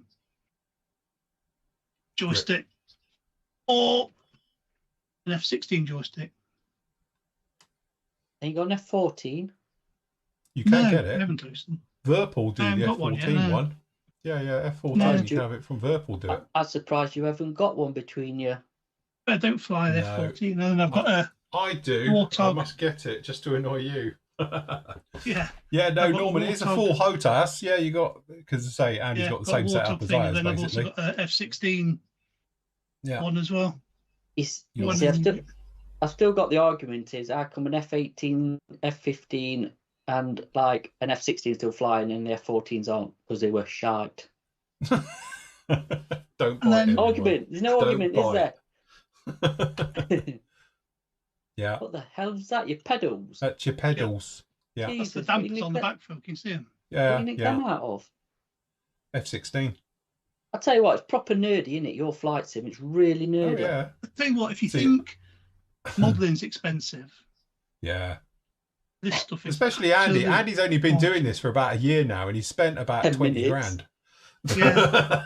But it's just DCS modules. They're like 60, 70 quid. Yeah, but you don't need to buy them all. Do you? No, I don't. No. I must admit, I haven't bought any for a while now. Actually, I think the Tomcat was the last one I bought. So, how much does that cost? Again, so if you're looking at like a Thrustmaster set, you're looking like for a throttle and just a stick, you're looking at around about 400 to 500 quid, depending where you get them from. All right. And then if you're looking at the pedals are around about 300 quid for a good set. Yeah, something like that, yeah. So, and that'll get you going. But then if you want some of the nice Gucci stuff, a lot. I think this one was that's about 400 quid, isn't it? Yeah, you get about 380 on Amazon at the moment, aren't they? And then if you buy them separately, they work out about 300 quid. Yeah, my Ava base, I think that's about 400 quid. For the control stick base and all that. If you go wing, you can get it a bit cheaper. Because I must admit, I'm a wing fanboy. I've got a wing throttle. I did have all the Thrustmaster stuff, but I must admit, I've moved over to wing now. So, yeah, good stuff. Trust me, it's expensive. You got Thrustmaster pedals, haven't you? Yeah, I've got those ones. Yeah, the TQS, whatever they call them. So yeah, yeah, which are probably about. Yes, I did. No. I fly in VR. I've got Andy into VR now. It's like another world. That's me. It's me VR, me Quest 3. That's posh. He's got a backpack for it. I haven't got one of them. Mine's dusty and sits on top of my computer. Well, that's posh. That. Again, it's another thing that I went to buy one of these, and Phil says, "Get a Quest 3." Yeah. And I thought, I'll be all right. So I bought a Quest 2. And about 2 weeks later, bought a Quest 3. Because he doesn't listen to me. I've got a Quest 2 and a Quest 3. I hate sending money into it. Ah, that's it. It's all fine. It's all good. You can get a nice seat, because that's my next purchase. When the house is done, I'm actually getting the next level racing seat with it, so I can have it all in one. Yeah. I haven't got any room for it at the moment, but they're 500 quid. That's the bit I'm getting next. That's what I want when Sam leaves. I want one of them. Yeah. I'd like a motion rig, but proper money into it. Yes, yeah, they are a lot of money, those. So. I think I'll stick to me quick shot joystick off my ZX Spectrum. This is it. You need to try this one day, Matt, in VR. It's No, I'll be sick. You did it. You both came down and flew on my one, didn't you, in VR? I don't think I remember a whale thing in VR. Yeah, I did the whale thing with you, but also we flew on DCS. Yeah. I put you all in a Spitfire, wasn't it? And you all crashed within seconds. I remember that. So yes. Again, propeller planes, the warbirds are difficult to fly, aren't they? Yes. Yeah. You need to. Do they take skill? Do they? Yes. Well, it's all talking. Especially landed and taking off. Yeah, it's all right when you're in the air. It's everything else that does that. So. Have you tried a 109? No, you can buy them now. Now the way it works. Take off. The way it works, Tim, is that you look at your monitor. If you're doing it on a flat screen monitor, so you can either use your views on like the joystick, so you can make your head move like that, which is a bit old school, but you can do what's called an IR tracker. So you can wear a hat and it's got a couple of little reflectors, or you can have one with lights. And that way, when you move your head just a little bit, like if I go like that, it makes me look behind. So if I move my head anywhere like this, it exaggerates all the movement to anywhere in the cockpit or outside and all the rest of it like that. If you're in VR though, That's the thing, because it's a bit of a thing. If you're using the tracker, you can fly doing this, looking all around you. If you're in VR, you want to look behind you, you literally have to do this. Yeah. So when you're dogfighting with someone, you look a right twat sat in your seat going like this. I'm quite often hanging on my seat and stuff, trying to... Yeah, you're literally looking behind you. So if you've got somebody right behind you giving it beans, and you're literally like flying along doing it from outside, you look like a right twat. Or you're looking up and like this. Yeah, you're like this. Yeah, I got it. So it's a full exercise. VR for exercise is good, especially if you're playing Beat Saber and stuff like that. 20 minutes on that, I feel like I've done a 10-mile run. So yes, there you go. You can fly anything if you like on DCS F-15E. We won't go with Razbam and all the rest of it, but yeah, maybe not. But yeah, IR trackers, if you haven't done VR, trust me, do VR after an IR tracker. It's literally like night and day. My main ones are either F-18 or the F-16. And I'm trying to stick to the F-18 at the moment so I can properly learn it. Yes. You should fly Lightning. Yeah, they're into Lightning in DCS. Can't you fly English Electric Lightning? No. Not in DCS. No. Well, that's a bit rubbish. Supposed to be bringing out a what about a Tornado soon. No, not Tornado. No. Tornado's coming. Buccaneer. There's a Tornado coming. Not a Jag. No, you can in Flight Sim. Flight Sim's got them all, but it's the weapons and things that go with it, you see, because obviously it's a study level, so technically it's a military simulator, so it's a bit different. What about a Mirage? Yeah. You can with Mirage. Yeah, Mirage 2000's on there. Yeah, really nice one as well. What about Rafales? Is there Rafales on there? No Rafales yet. No Grippins. No Grippins. Rider, is it a Vigan that's on there? Yeah, Vigan's there though. The Vigan's there. You do the Vigan. What about a Eurofighter? No, that's coming soon. That's coming, and an F-35 next year. Yeah. No, right, okay. Bit limited then, isn't it? Is me cable? Sorry. There you go. That looks all right. No, it wasn't. It was doing it. I just noticed. The idea is that you buy one, because I mean you're talking best part 80 quid just for the module. Yeah. To fly it, and you sort of stick with that one and learn it, because there's so much of it. You can fly it for years and you'll not learn it all.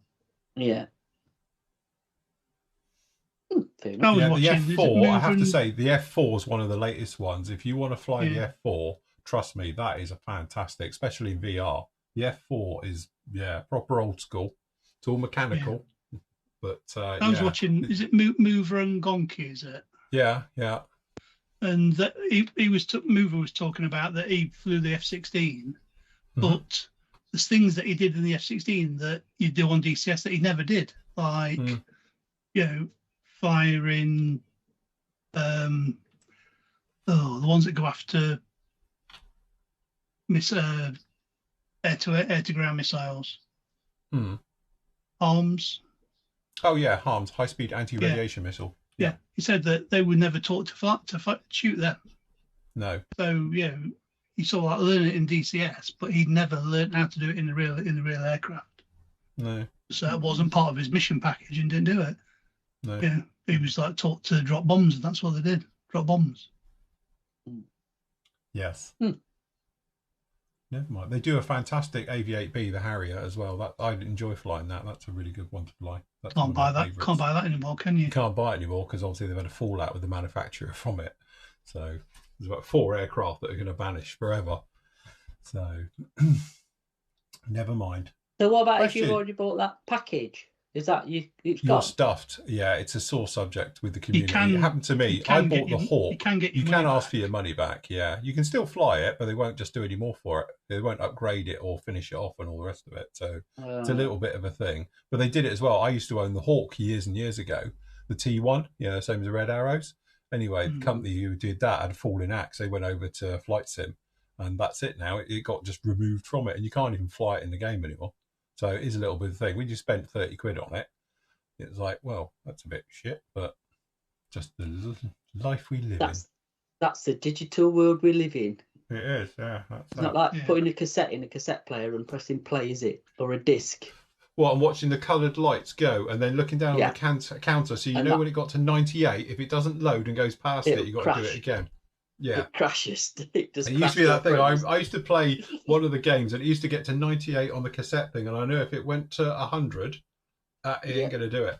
So I like turn it off, do it again, rewind, put the cassette in, go again. Yeah. You always get that weird dodgy copy, didn't you?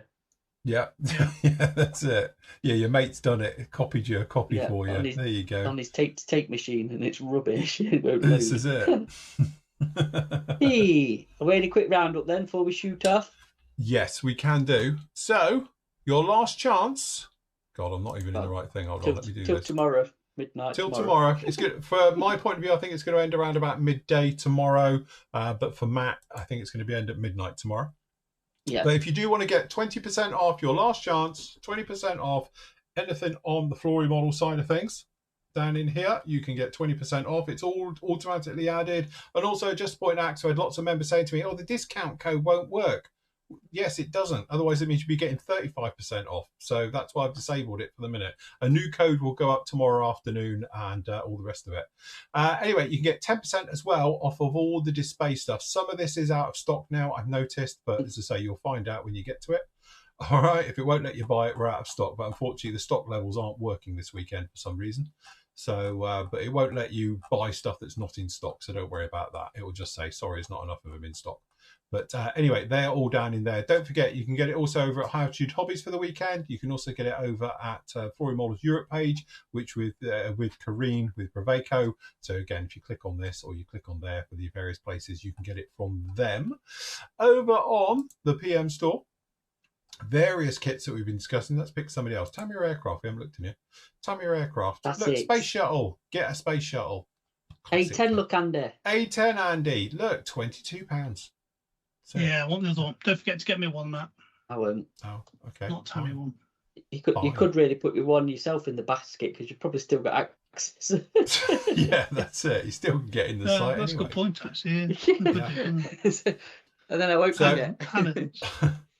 Anyway, if you want any of the various bits down in there as well, you can get all of those Tamiya kits and everybody else's kits down in here as well. Go on. You did miss a proper classic in the Tamiya Aircraft. There's Sky Raider.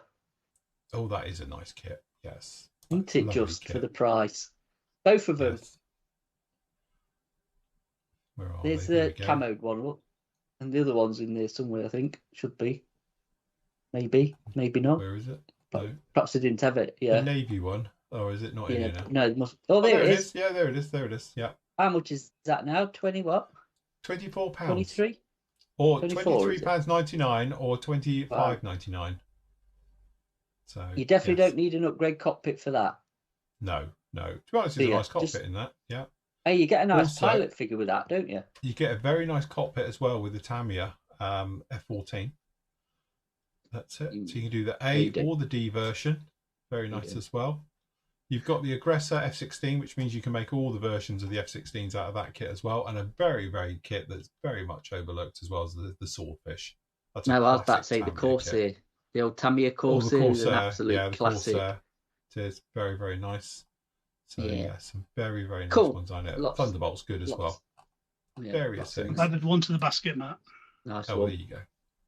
So if you want to have a look around all the kits you can do, don't forget we've got all your paints, your sundries, your glues, and all your other bits and pieces down here like that. You can get all of those at any point as well. And obviously 10% just for today and for tomorrow as well. It is all orders over 60 quid. So you get 10% discount. We're pretty sure all the mugs have gone now, so sorry about that one. All right. But that's going to end tomorrow at midnight. It says so there. So yeah. Yes. Cool. Good job.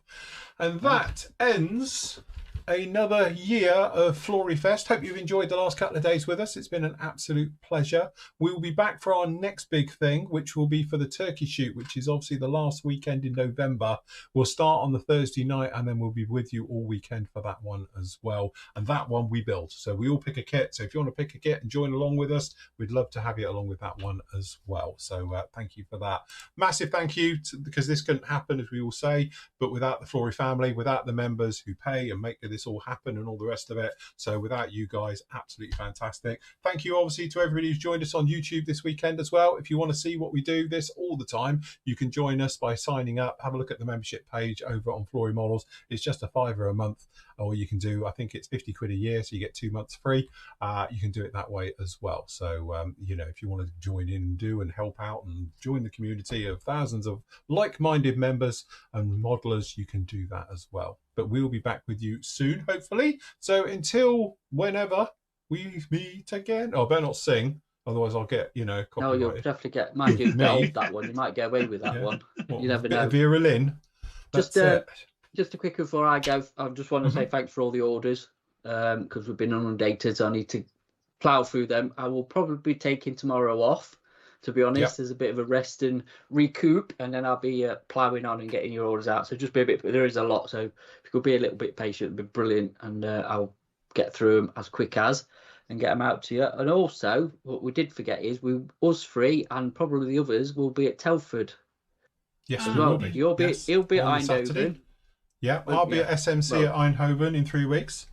And so, then in not what 6 weeks, 5 weeks, wherever it is, 6 weeks, 5, 6 we will weeks, be at Telford on the Saturday, mooching around like last year. So if you want to come and say hello, we'll probably have a members meet as well, won't we? Somewhere we will do. We'll do the usual. Probably where we had one last year because it's a nice big space. We'll be by the bar. By the bar, basically. Yeah. So come and say hello, and quite look forward to Telford actually. Better get a ticket. Yeah. We need to buy a ticket. Yeah, we can't get in without a ticket. So yes, same goes for me. So don't forget, members, I'm going to have a couple of days off after this as well. So I've got time to do the orders at my leisure and all the rest of it. So next time you see me officially will be on Thursday night at 7:30 for my Q&A show.